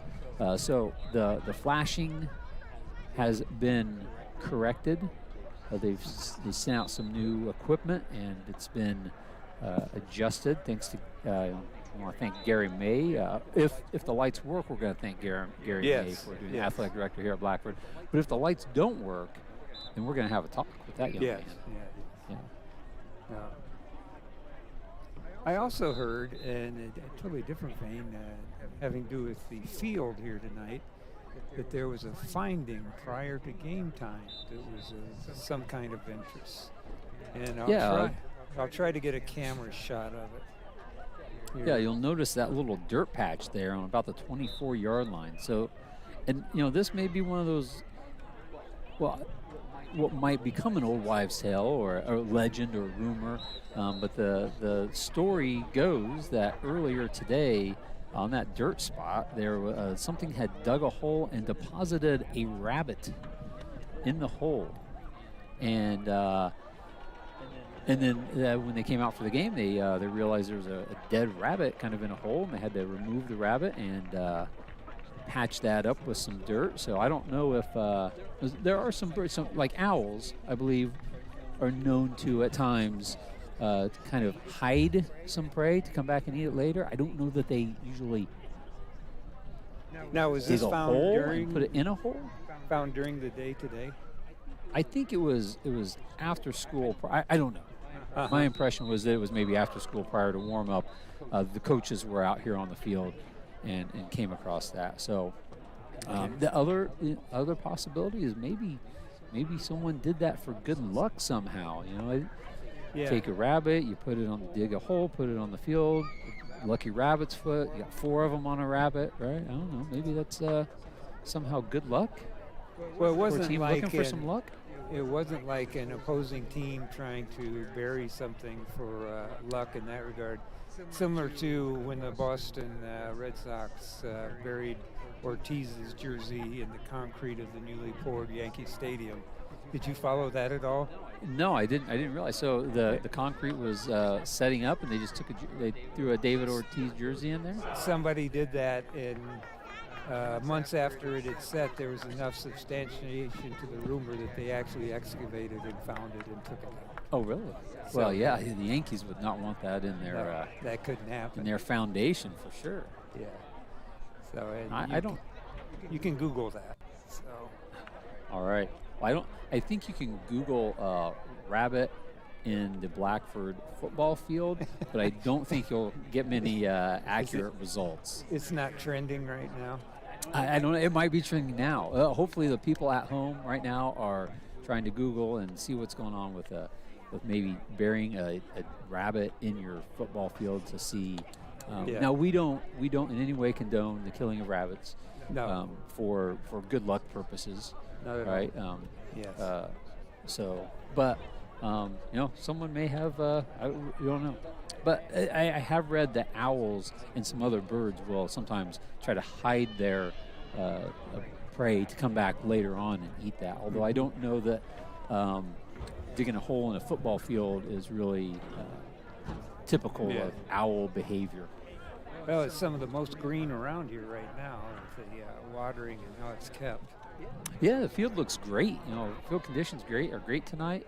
That's obviously, we mentioned it before, but Langdon Brothers Seed does a nice job. Gary Langdon always helps out the athletic department and hooks them up with the right kind of turf to patch some holes. You can see on the screen there, Langdon Brothers, if you want to call them. He's 1-800-LANGDON right there. You can call Gary Langdon out there, or a whole host of other Langdons that work out there. Great family business. I have on the south end of town. I have one more question related to tonight's game before we get into the second half. Gage, Dowell, and Bannister, are they seniors? Will they be back? Either of them be back? Gage Dowell is a senior, so he'll graduate at the end of the year. So this is his final season with the Bruins. But Brady Bannister is a junior, so Brady will be back. And it seems like Brady's been here for about 8 years now, with the amount of playing time he's gotten for the Bruins over the past few years. And those two guys really do, they're in every play on offense, they're in every play on defense. They're both back there returning kicks. Gage is punting, halftime he'll make the punt, and then Bannister might be down there making the tackle on the punt. So, they do a fantastic job, and they've got to be guys who just get worn out out there. So Gage Dow is helping me out tonight. Number one, I can see those numbers with those Indiana Army National Guard jerseys. That bright number 20 on Gage Dow, but he's also got the sleeves, so it makes it a little easier to distinguish them. And then Brady Bannister is back now to receive this kick. He's deep. And Corbin Batten on the near side in front of him, and Gage Dow on the far side. Frankton in their white tops and red pants kick it off. That one's going to go out of bounds. Well, Scott, I tell you, that was one heck of a halftime show. And I checked the stats, the number. I can see the number of viewers that are still watching. Do we lose a lot at halftime? There are still some there. There actually still Really? are still some. Yes, amazing. That's maybe. I assume they all fell asleep earlier, or just went to get a snack and forgot to turn off just the left it computer. on. Yeah, exactly. Well, if you Surely missed surely no real person watched that halftime. Listen to that. Yeah. So as we were talking, 5-yard penalty. Frankton's going to move back. They're going to kick again after kicking it out of bounds. Blackford would like to get a return here. And if you missed it at halftime, we were talking about lots of interesting things, including the potential scandal of having a rabbit buried in the football field prior to the game tonight. We got Keith on camera there quite a bit, and I will say he's a handsome man, and I expect to get some fan mail. I expect we should see there should be some fan mail. If you want to give Keith, if you want us to give out your address or anything, he said no. Okay. Corbin Batten with a nice return out to the 40-yard line. Yeah, Keith's hair is blowing in the breeze up here. Not many people get to retirement age and still have that much hair. We are quite jealous. That is a luxurious mane.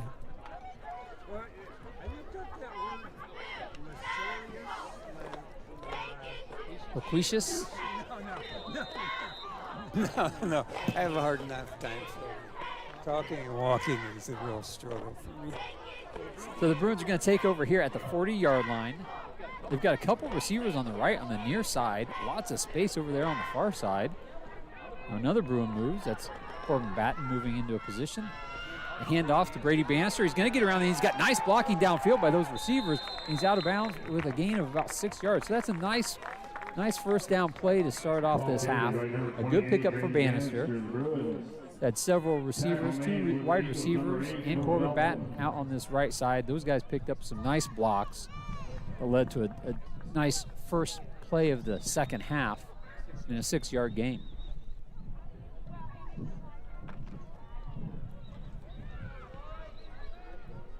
Stratton Sargent, freshman, under center.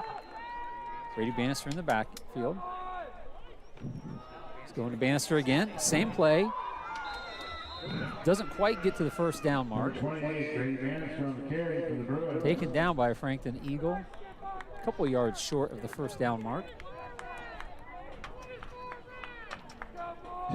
Scott, I have a question for you. Are there some teams that will kick a field goal in Central Indiana Conference? Oh yeah, we checked in on that Eastbrook Mississinawa game earlier. Mississinawa attempted a field goal. They missed it, but they attempted one right before halftime. Okay. But there are some teams with some pretty good kickers. That's always close to the first down. Batten got close to the first down. He's gonna have it. Based on where the officials marking the ball right here. Yep, they're gonna move the chains. Yeah, if you remember, so that's gonna be a Blackford first down, right on the 50-yard line, poised to go into Frankton territory. They're on the move. They're on the move. Hopefully they can keep it rolling.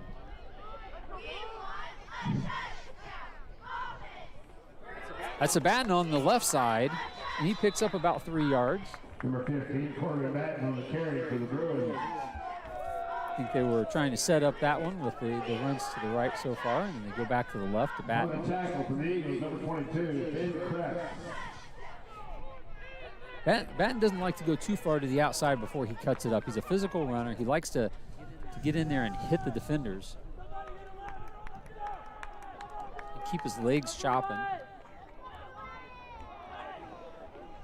This one to Bannister. He's caught in the backfield. That was a nice tackle by number 54 for Frankton. Number 28, he just pushed his way through the line. That was Cameron Dowler, 6-foot junior, 195-pound defensive lineman for Frankton. He just pushed his way right through the line and made a nice tackle on Bannister.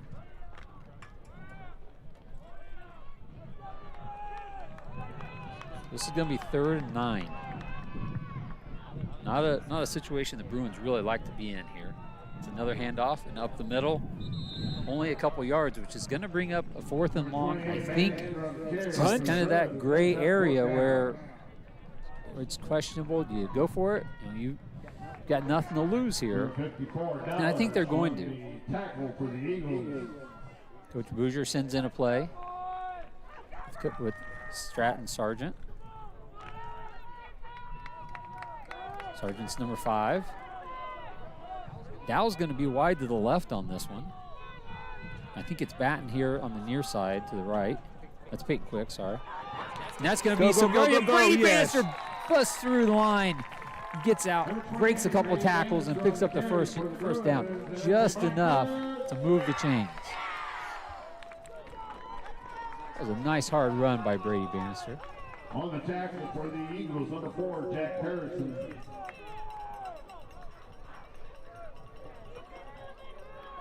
Bannister is not a guy who goes down softly.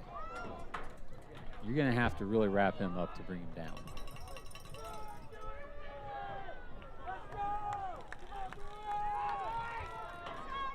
There's a nice cut. I think that's Corbin Batten on that play. Found a seam up the middle. He's close to a first down. Blackford is on the move. It's been a nice start to the second half. Lots of positive yardage, no mistakes. I was going to say, I don't think there's been a flag for anything. Probably shouldn't have said that. We'll knock on wood up here. Yeah, I shouldn't have said that. Hand off to Bannister. He's around the right end, tries to cut it up, and falls forward for a couple yards, close to the first down. That'll bring up 3rd and short. They're in 4-down territory, so they're going to have a couple opportunities to pick up this yard. Now, if points were needed, and this was a spot on their ball, and it was 4th down, you say there are some teams that would attempt a field goal from here, or is this too far out? From this distance, I think probably a little too far out for most teams in this area.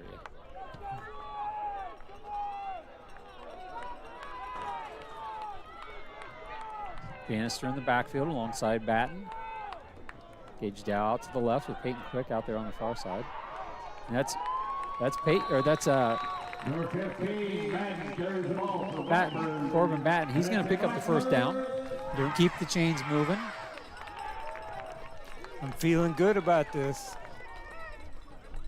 You're feeling twinkly, aren't you? Yeah, I am. There's a tingle in the air up here. Wanting to see those lights flash. Yeah. I heard a rumor. You know, we've run this several times here. This is about the time I think, you know, let's just maybe roll out, play action, throw it down the field to Dow. He's around the oh no, that's a fumble. Oh, that's popped up in the air and that's picked off, and that's going to be run back. And there's no one else down there. 66 for Frankton. I'm afraid he's going to run that one in for a touchdown. Wow, it was such a good drive that the Bruins had going. It was a hard hit. The ball just popped up into the air. It was brought down in return for a touchdown.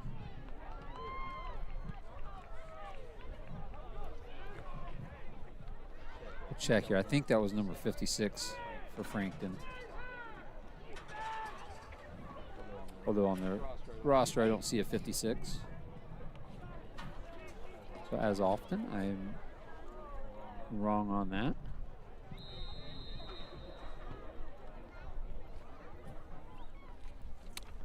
I think Frankton's 1 for 3 on point afters. Yeah, their first one they hit really cleanly. The last one, the hold was a little off. The snap was low and the hold was off, but that one's good. Point after is good by kicker Ian Cawthorn. Here's the replay on that.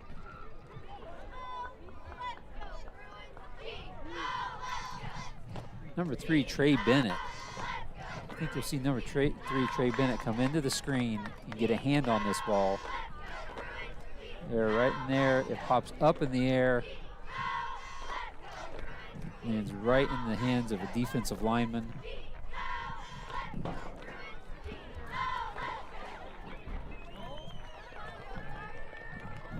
And there were no Bruins in the area to try to run him down. Most of the offensive players wouldn't have even realized that it occurred.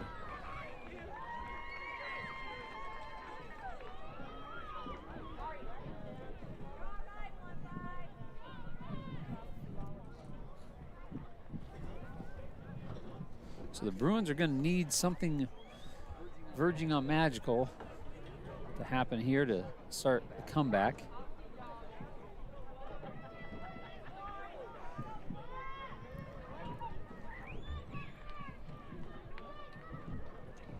Scott, I've got a question for you.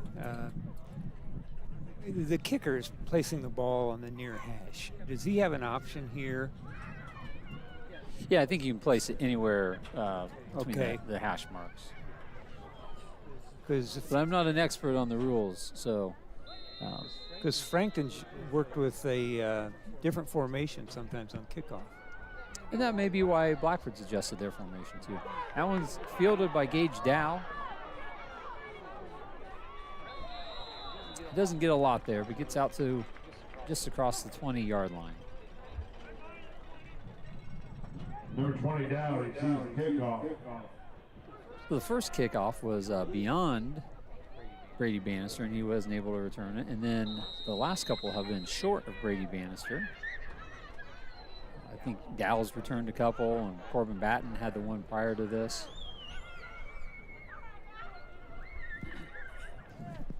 Unfortunately, we haven't been able to get much yardage on the returns. I think the best field position we've started off with was the 30-yard line.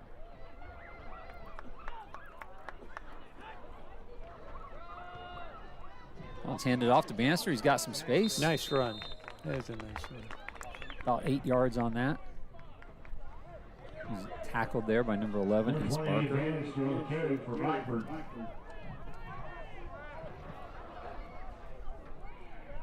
And Barker's been pretty active for Frankton. He's caught several passes, been targeted on a couple others. He had the interception there before halftime. There was really a momentum shift as Blackford had just gotten a big stop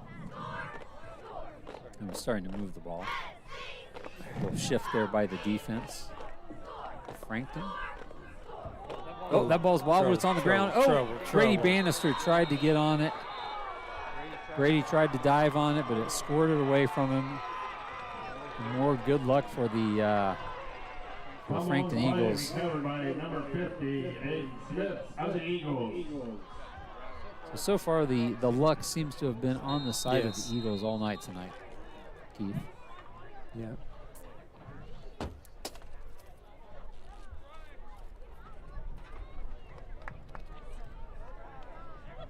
But it is weather-wise still a pretty nice night. Once the sun went down, I don't know that the temperatures dropped a whole lot since then. It's stayed probably in the upper 50s here.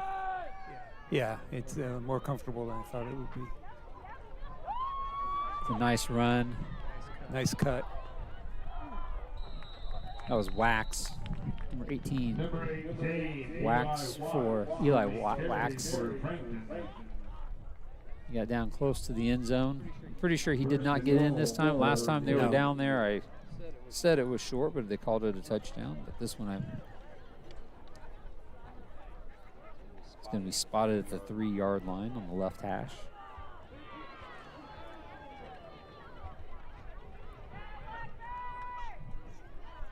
That goes to Wax again, and he's hit, but he falls in. Caden Mills tried to get him down at about the 1, but he bounced off and fell into the end zone for the touchdown. Touchdown, Frankton. As they say, Keith, if it wasn't for bad luck, the Bruins wouldn't have any luck at all here tonight. Boy, it's certainly been a change in momentum here in the past 5 minutes. I honestly thought Blackford was going to march it in. Yeah, the drive looked good. Everything was going Blackford's way. They were picking up positive yardage on every play. That's a good extra point by Frankton to run the score to 33-0 with just over 5 minutes to play here in the third quarter.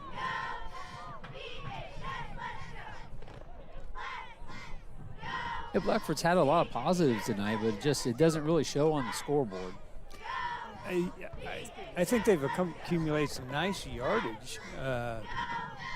Like I say, that last drive was without flag until the final turnover. Yeah, they turnovers have been 2-0. Lost 2 turnovers. Sorry, lost 3 turnovers.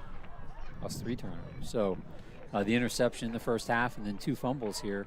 One return for a touchdown, and the other one setting up a touchdown. So it's been, bad luck on the last about 6 possessions for the Bruins.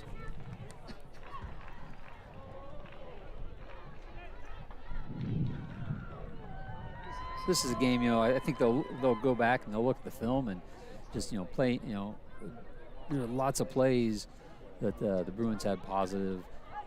Defensively and offensively, but then those big momentum shift plays, the pass that could have been a big play but went through Bruins' hands, the interception, the 2 fumbles, 1 fumble way down on about the 30-yard line, returned 70 yards for a touchdown. Just those kinds of things. You take away a few of those plays, and you can say that about lots of football games. Sure. But just play after play, the Bruins haven't been dominated like you would think by looking at the scoreboard tonight. Yeah.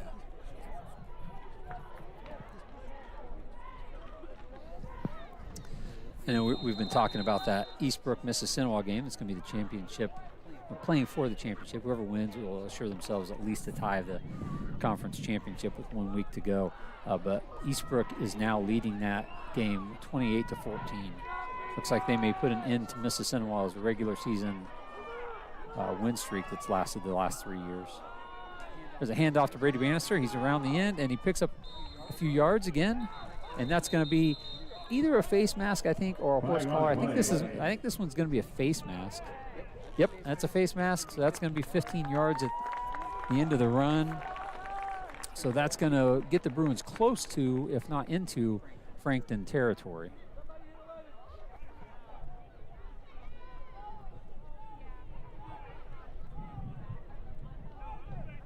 Face mask was called.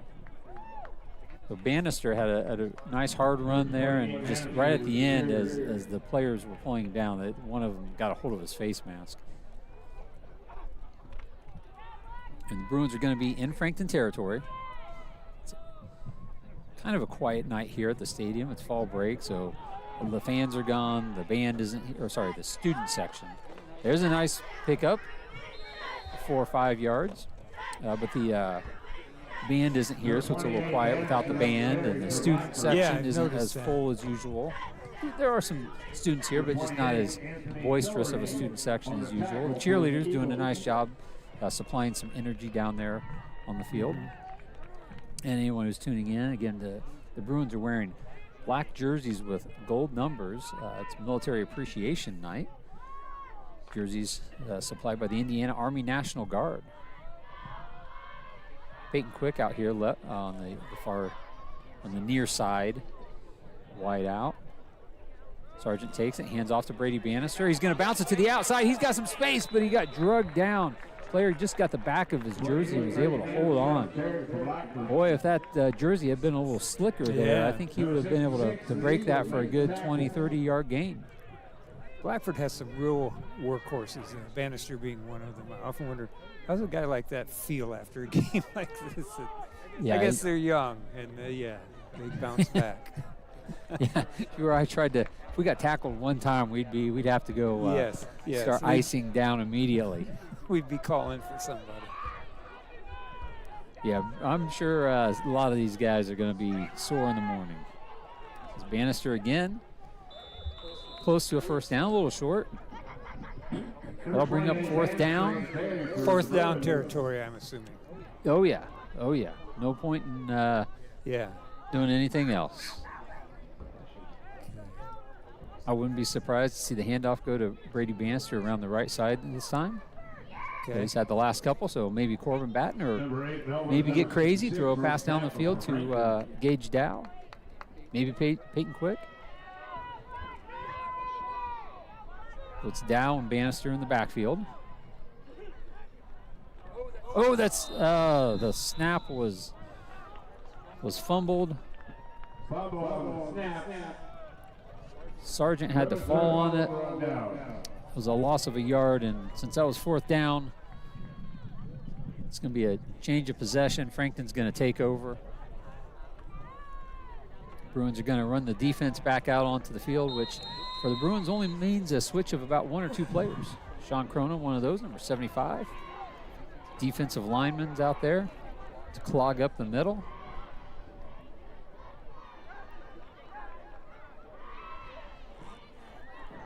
There, along with the other defensive lineman, that's Caden Mills on this end, number 66. It's a quarterback keeper up the middle. He's got some space. Danced around a little bit, picked up almost 10 yards. Number 28, Bannister on the tackle for the Bruins.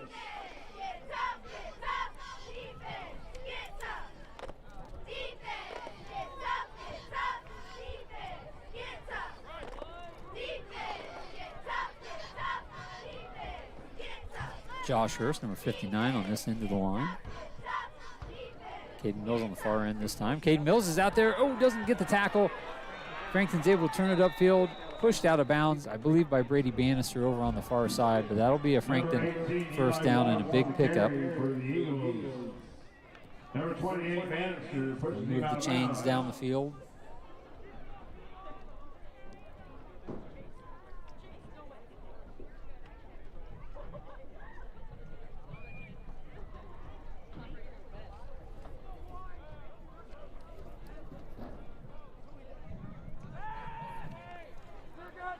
Peyton Horsley's on the receiver. He's going to bring him down. Almost brought him down. So that was Peyton Horsley out there defensively. The pass was to Melvin, number 8. Something looked amiss in that Yeah, tackle. that might have been a horse collar there. Oh. Thought maybe he was going to pick up. Nope, personal foul, face mask. You know, I'm not sure on that. I'm not sure. I thought it looked like they had a hold of his jersey, but Yeah. the officials are a little bit closer than I am, so they might have a better view than I do. Maybe. I can't imagine an official making a wrong call. No. Keith, in your experience, have you ever seen an official make the Well, wrong call? In my previous employment, we had a IHSAA basketball official as our controller, and he was honest enough. Ooh, there was a nice hit by Gage Dow. was. Saved a touchdown. They're going to be on the 1 yard line. But Gage Dow came flying in and did not want to give up another score for Frankton. He's going to give the Bruins a chance to hold the Eagles here. This It'll be a first and goal. But yeah, this the gentleman, you're talking about. he is basketball, and he had been honored by doing state championships. And he said he'd never officiated the Perth game. Never. There's a player into the end zone for the touchdown for Frankton.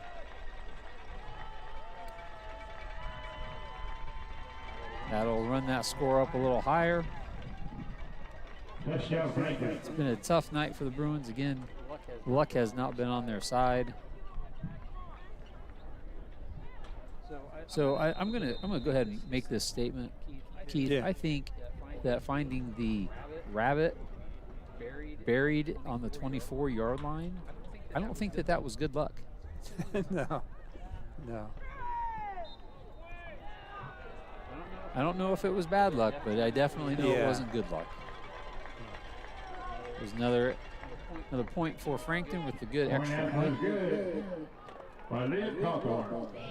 Under a minute to play here in the third quarter.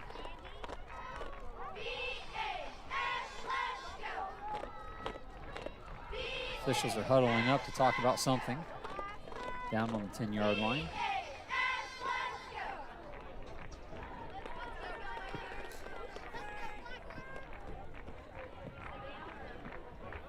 Oh, the official running the ball back out to the middle just about ran into a Bruin player. Almost had a collision there on the 30-yard line.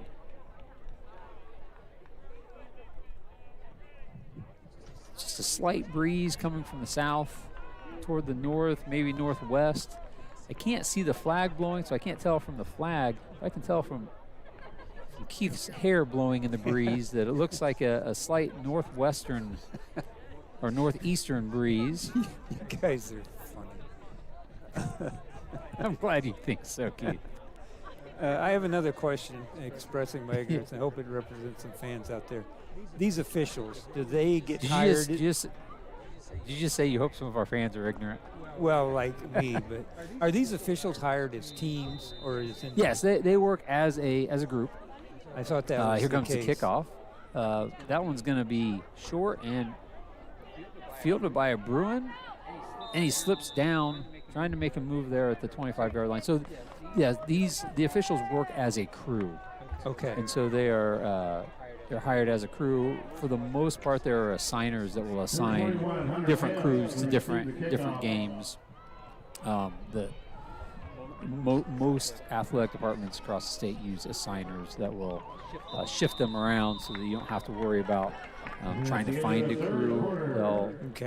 They'll set that up as the clock expires here at the third quarter. So heading into the fourth quarter, the teams will all jog down toward the north end, and Blackford will take over and look to get into the end zone here early in the fourth quarter in his final frame of play. But yeah, the officials, Keith, they work as a crew, so they'll be generally speaking, they'll be in the same positions on the field. You know, next week these guys will be working together and working those same spots. Mm-hmm. They generally have one guy who's kind of the head of the crew who will work with the schedulers on where they're going to be, and they'll move around. You know, sometimes there may be a crew come down from Fort Wayne or up from the Indianapolis area.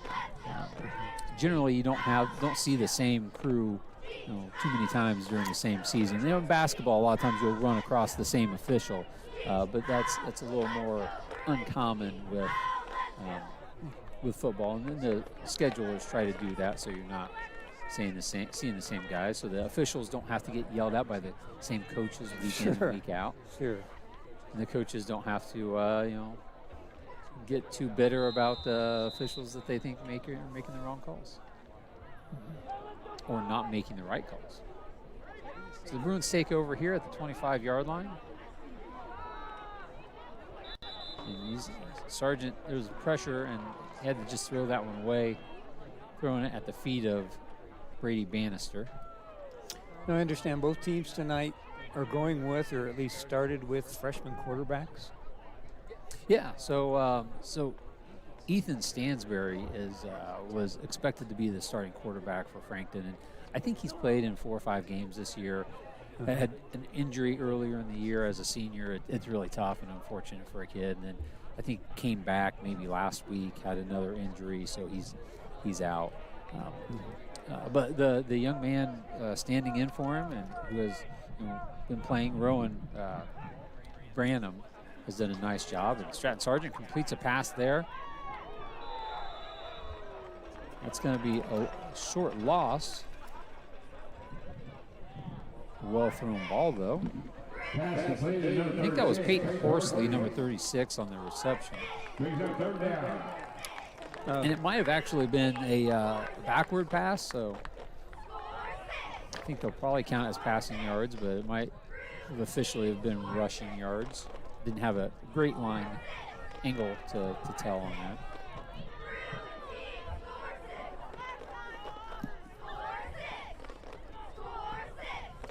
Sargent again in the shotgun. Hands off to Bannister. He's going to try to get around this end. Gives a nice straight arm, turns the corner and gets out of bounds, close to a first down. He's going to be a yard short. But that was a nice run by Bannister and a nifty little straight arm to break himself free for another several yards. Scott, I was just checking if we still had active viewers. There are a few people watching, and I noticed on our YouTube stream, so we're streaming live on YouTube and on IHSAA TV. So if you're on one, if you wanted to check us out on YouTube, we're under at Blackford TV, and you can find us there as well. But we actually received one like on YouTube, which was pretty cool. Hey, but my thought was, if you were with us at halftime when we had Keith on camera, and you agree with Scott and I that his flowing locks are incredibly awesome, I think you should push the like button. And as we saw this go up, we'll understand. Keith's pulling his hood up now. So, but if you saw that, if not, we'll get him back on here in a little bit, and you can like him after that. But if we see the likes go up, we'll make sure that Keith is made aware of the agreement and the amazingness of his head of hair here. And luckily for us, there is no dislike button. The Bruins just picked up a first down. It's going to be 1st and 10. Back to reality. Bannister picks up some positive yards, delivers a hit. Bannister ends up falling forward for about 5. Number 28. Yeah, that's like some pile driving running that Bannister is displaying there. Yeah, a lot of yards. He runs with heart. He's a resilient player, very physical. Yeah. And that was a really kind of a punishing blow he delivered on the defender there. Yeah. Dropped his shoulder pad, and he's found yards after the initial contact a lot of times. Oh, for sure. There's Bannister again. They try to get around the right end, cuts it up. Just gets back to the line of scrimmage. Carry for Blackford.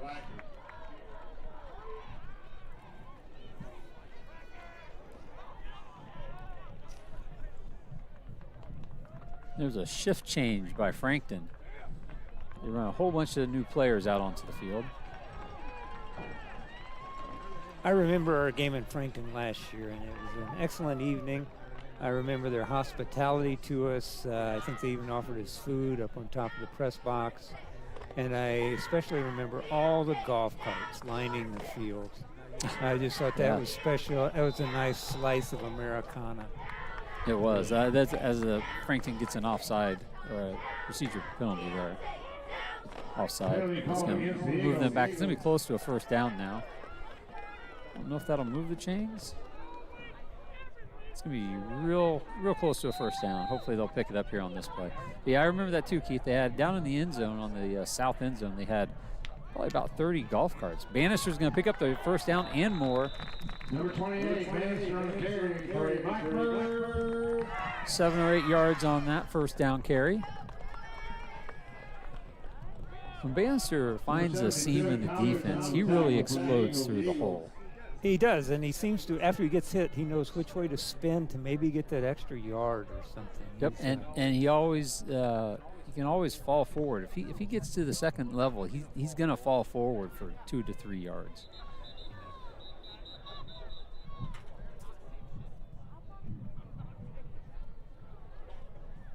A whistle there. Not sure what it is. Officials are talking on the far side. Official's going to come over and explain it to Coach Bouger.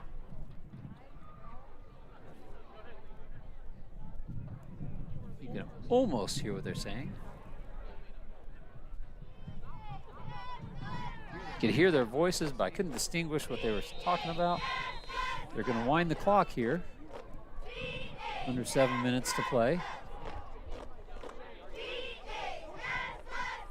Bannister's got some space. He's around the end. He's going to break one tackle. He's probably going to run over this guy. go, There he go, does, go, yep. go, go, go, go, And he gets down inside the 15-yard line. Number 28, Eddie Bannister on the carry. I am going to bridle all my excitement. I'm going to remain stoic. No comments at this point. You don't want to jinx anything, do you? I appreciate that. The jinx of Yes. Keith could be Keith as bad as Softly. the jinx Yes. of the dead rabbit in the field. Yes.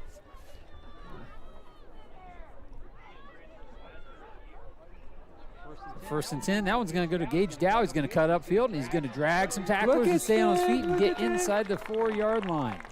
Number 28, Bannister on the carry for the Bruins. I think that was Gage Dow. I know they read it off as Brady Bannister, but I'm pretty sure that was Gage Dow. Pushing and chopping his feet, spinning, twirling around, and getting down to the 5-yard line. So second down. The Bruins can get a first down at about the 3. Dow on the left, Bannister on the right. The handoff goes to Bannister. He's He's around the in, end. he's gonna in, get he's in. in. Yeah, you could tell right there on that run. There was a defender over there, but you knew he was going to run through him. And there's your lights, Keith. Yes. There are the lights. Yes. The lights. The lights. The lights. I have never seen that in another high school stadium. Well, they do it at a few of them. Do they? Yeah, but that was a nice run there by Bannister. He gets into the end zone. I believe that's his 5th touchdown of the year. Yeah. The best thing about those lights is you know it was a Bruin touchdown. Yeah. The cheerleaders running the flags around the field. Sam Berry in to attempt, but that one goes a little wide left. Might have been tipped at the line. Sam Berry, a member of the soccer team also that finished up their season earlier this week. Boys soccer team had a nice season. Yes. The group of young men that really passed the ball well. If you watch the soccer team this year, did a very nice job working the ball around, unselfish play. They were fun to watch.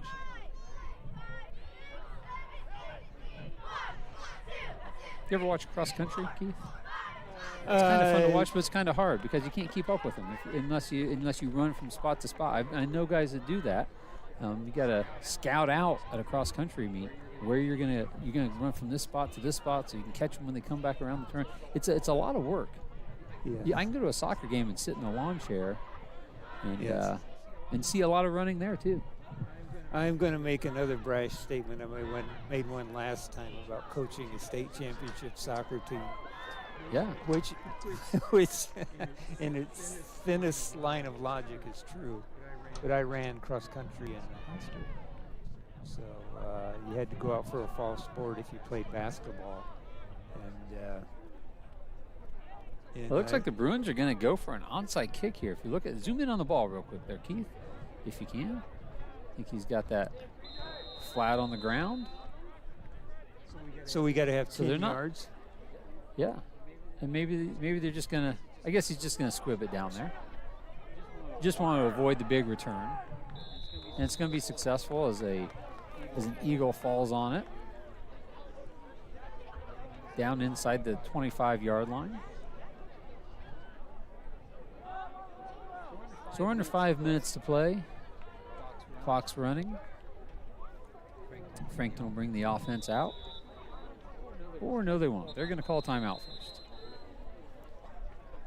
Might have had some miscommunication. I'm sure they've got several subs in at this point. They may have wanted to make sure that they at least had the right number of subs in the game.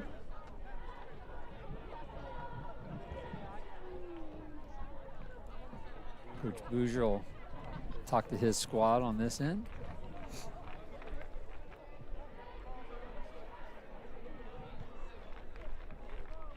Both of these coaches have been around a long time. This is Coach Bouger's second time here at Blackford. It's Coach Fox out there talking to the defense. Coach Fox, the defensive coordinator. A couple weeks ago, wasn't here on Friday night because his daughter was getting married down in the Indianapolis area. So he had to miss a game for that. And, there aren't many reasons that a football coach will miss a game, but if your daughter gets married, I think that's an understandable reason not to be there. Although I'm sure it was very difficult for him to miss the game. Frankton takes over. They'll be in the shotgun.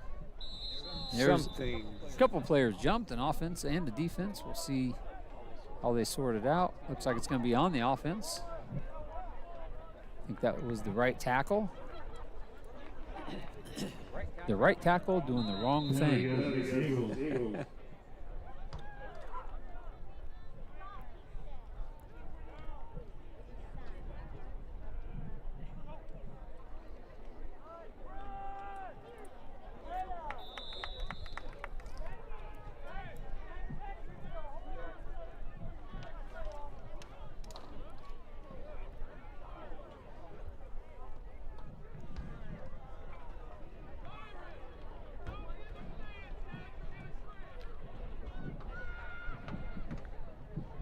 Frankton's going to have 2nd and 12 here.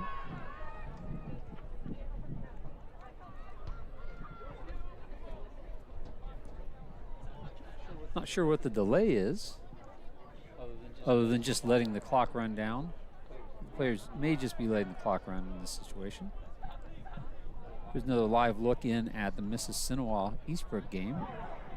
Here Frankton's going to carry the ball around the right end and get tackled. Short gain. Number 7, Levi McClintock on the carry for Frankton. There again, a fantastic hair of our cameraman.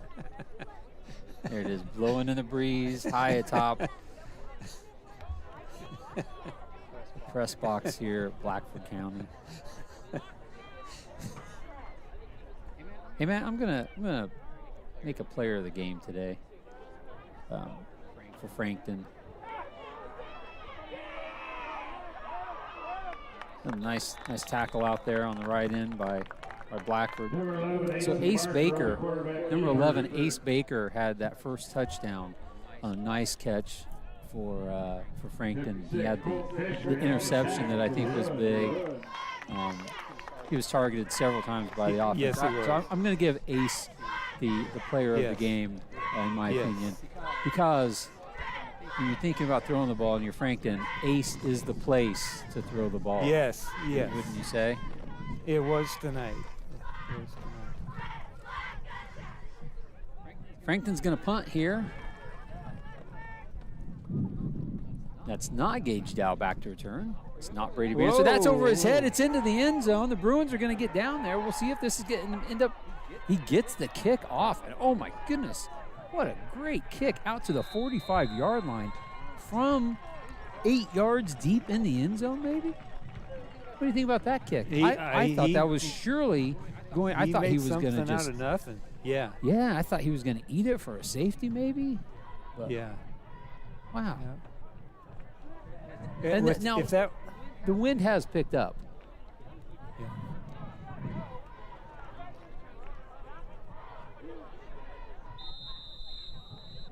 That was a very impressive play by that punter after the snap went over his head into the end zone.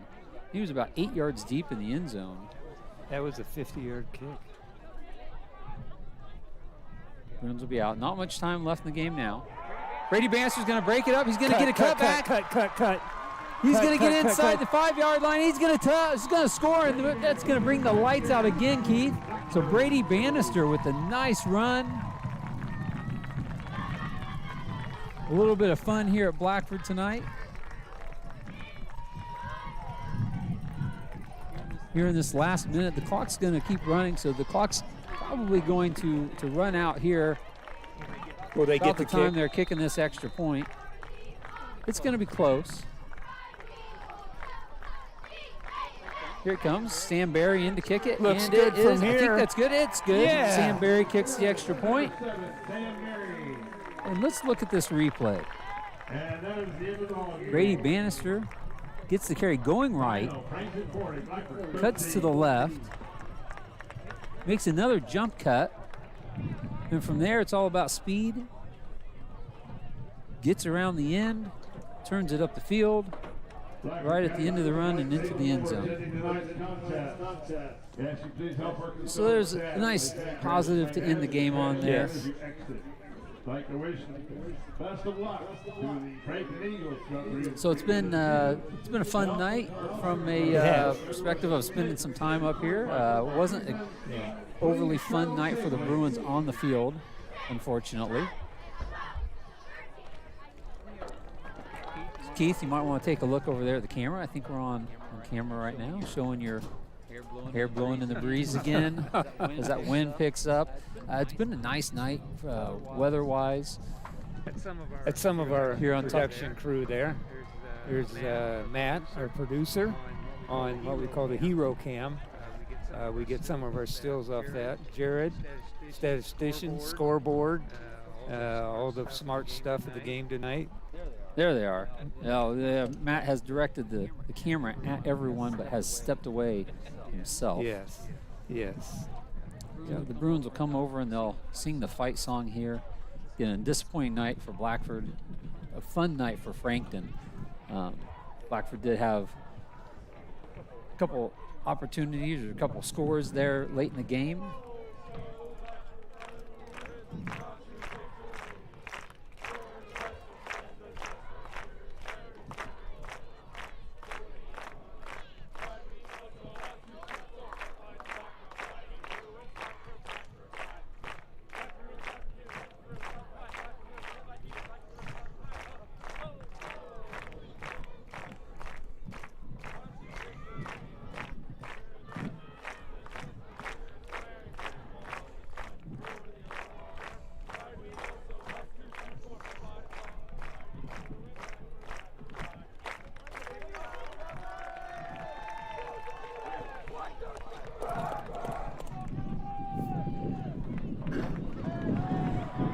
So next week, Blackford will be hosting Alexandria. We'll be back on the air again next week.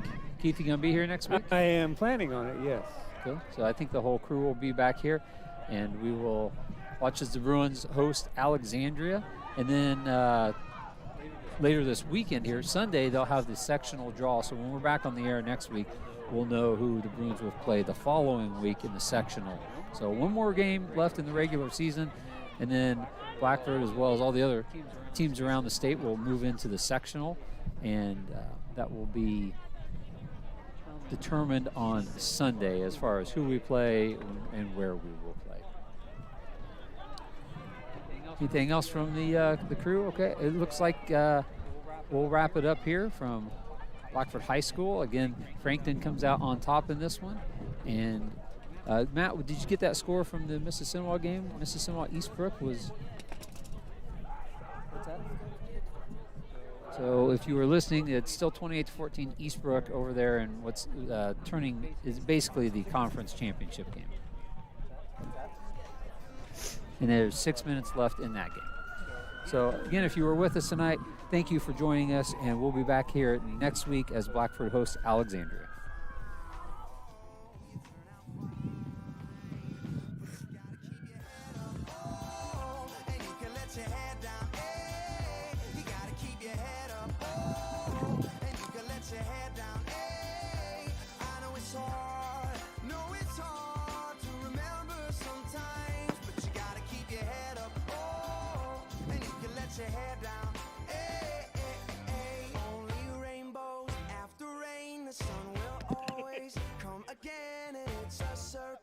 Circling comes around again. I say only rainbow.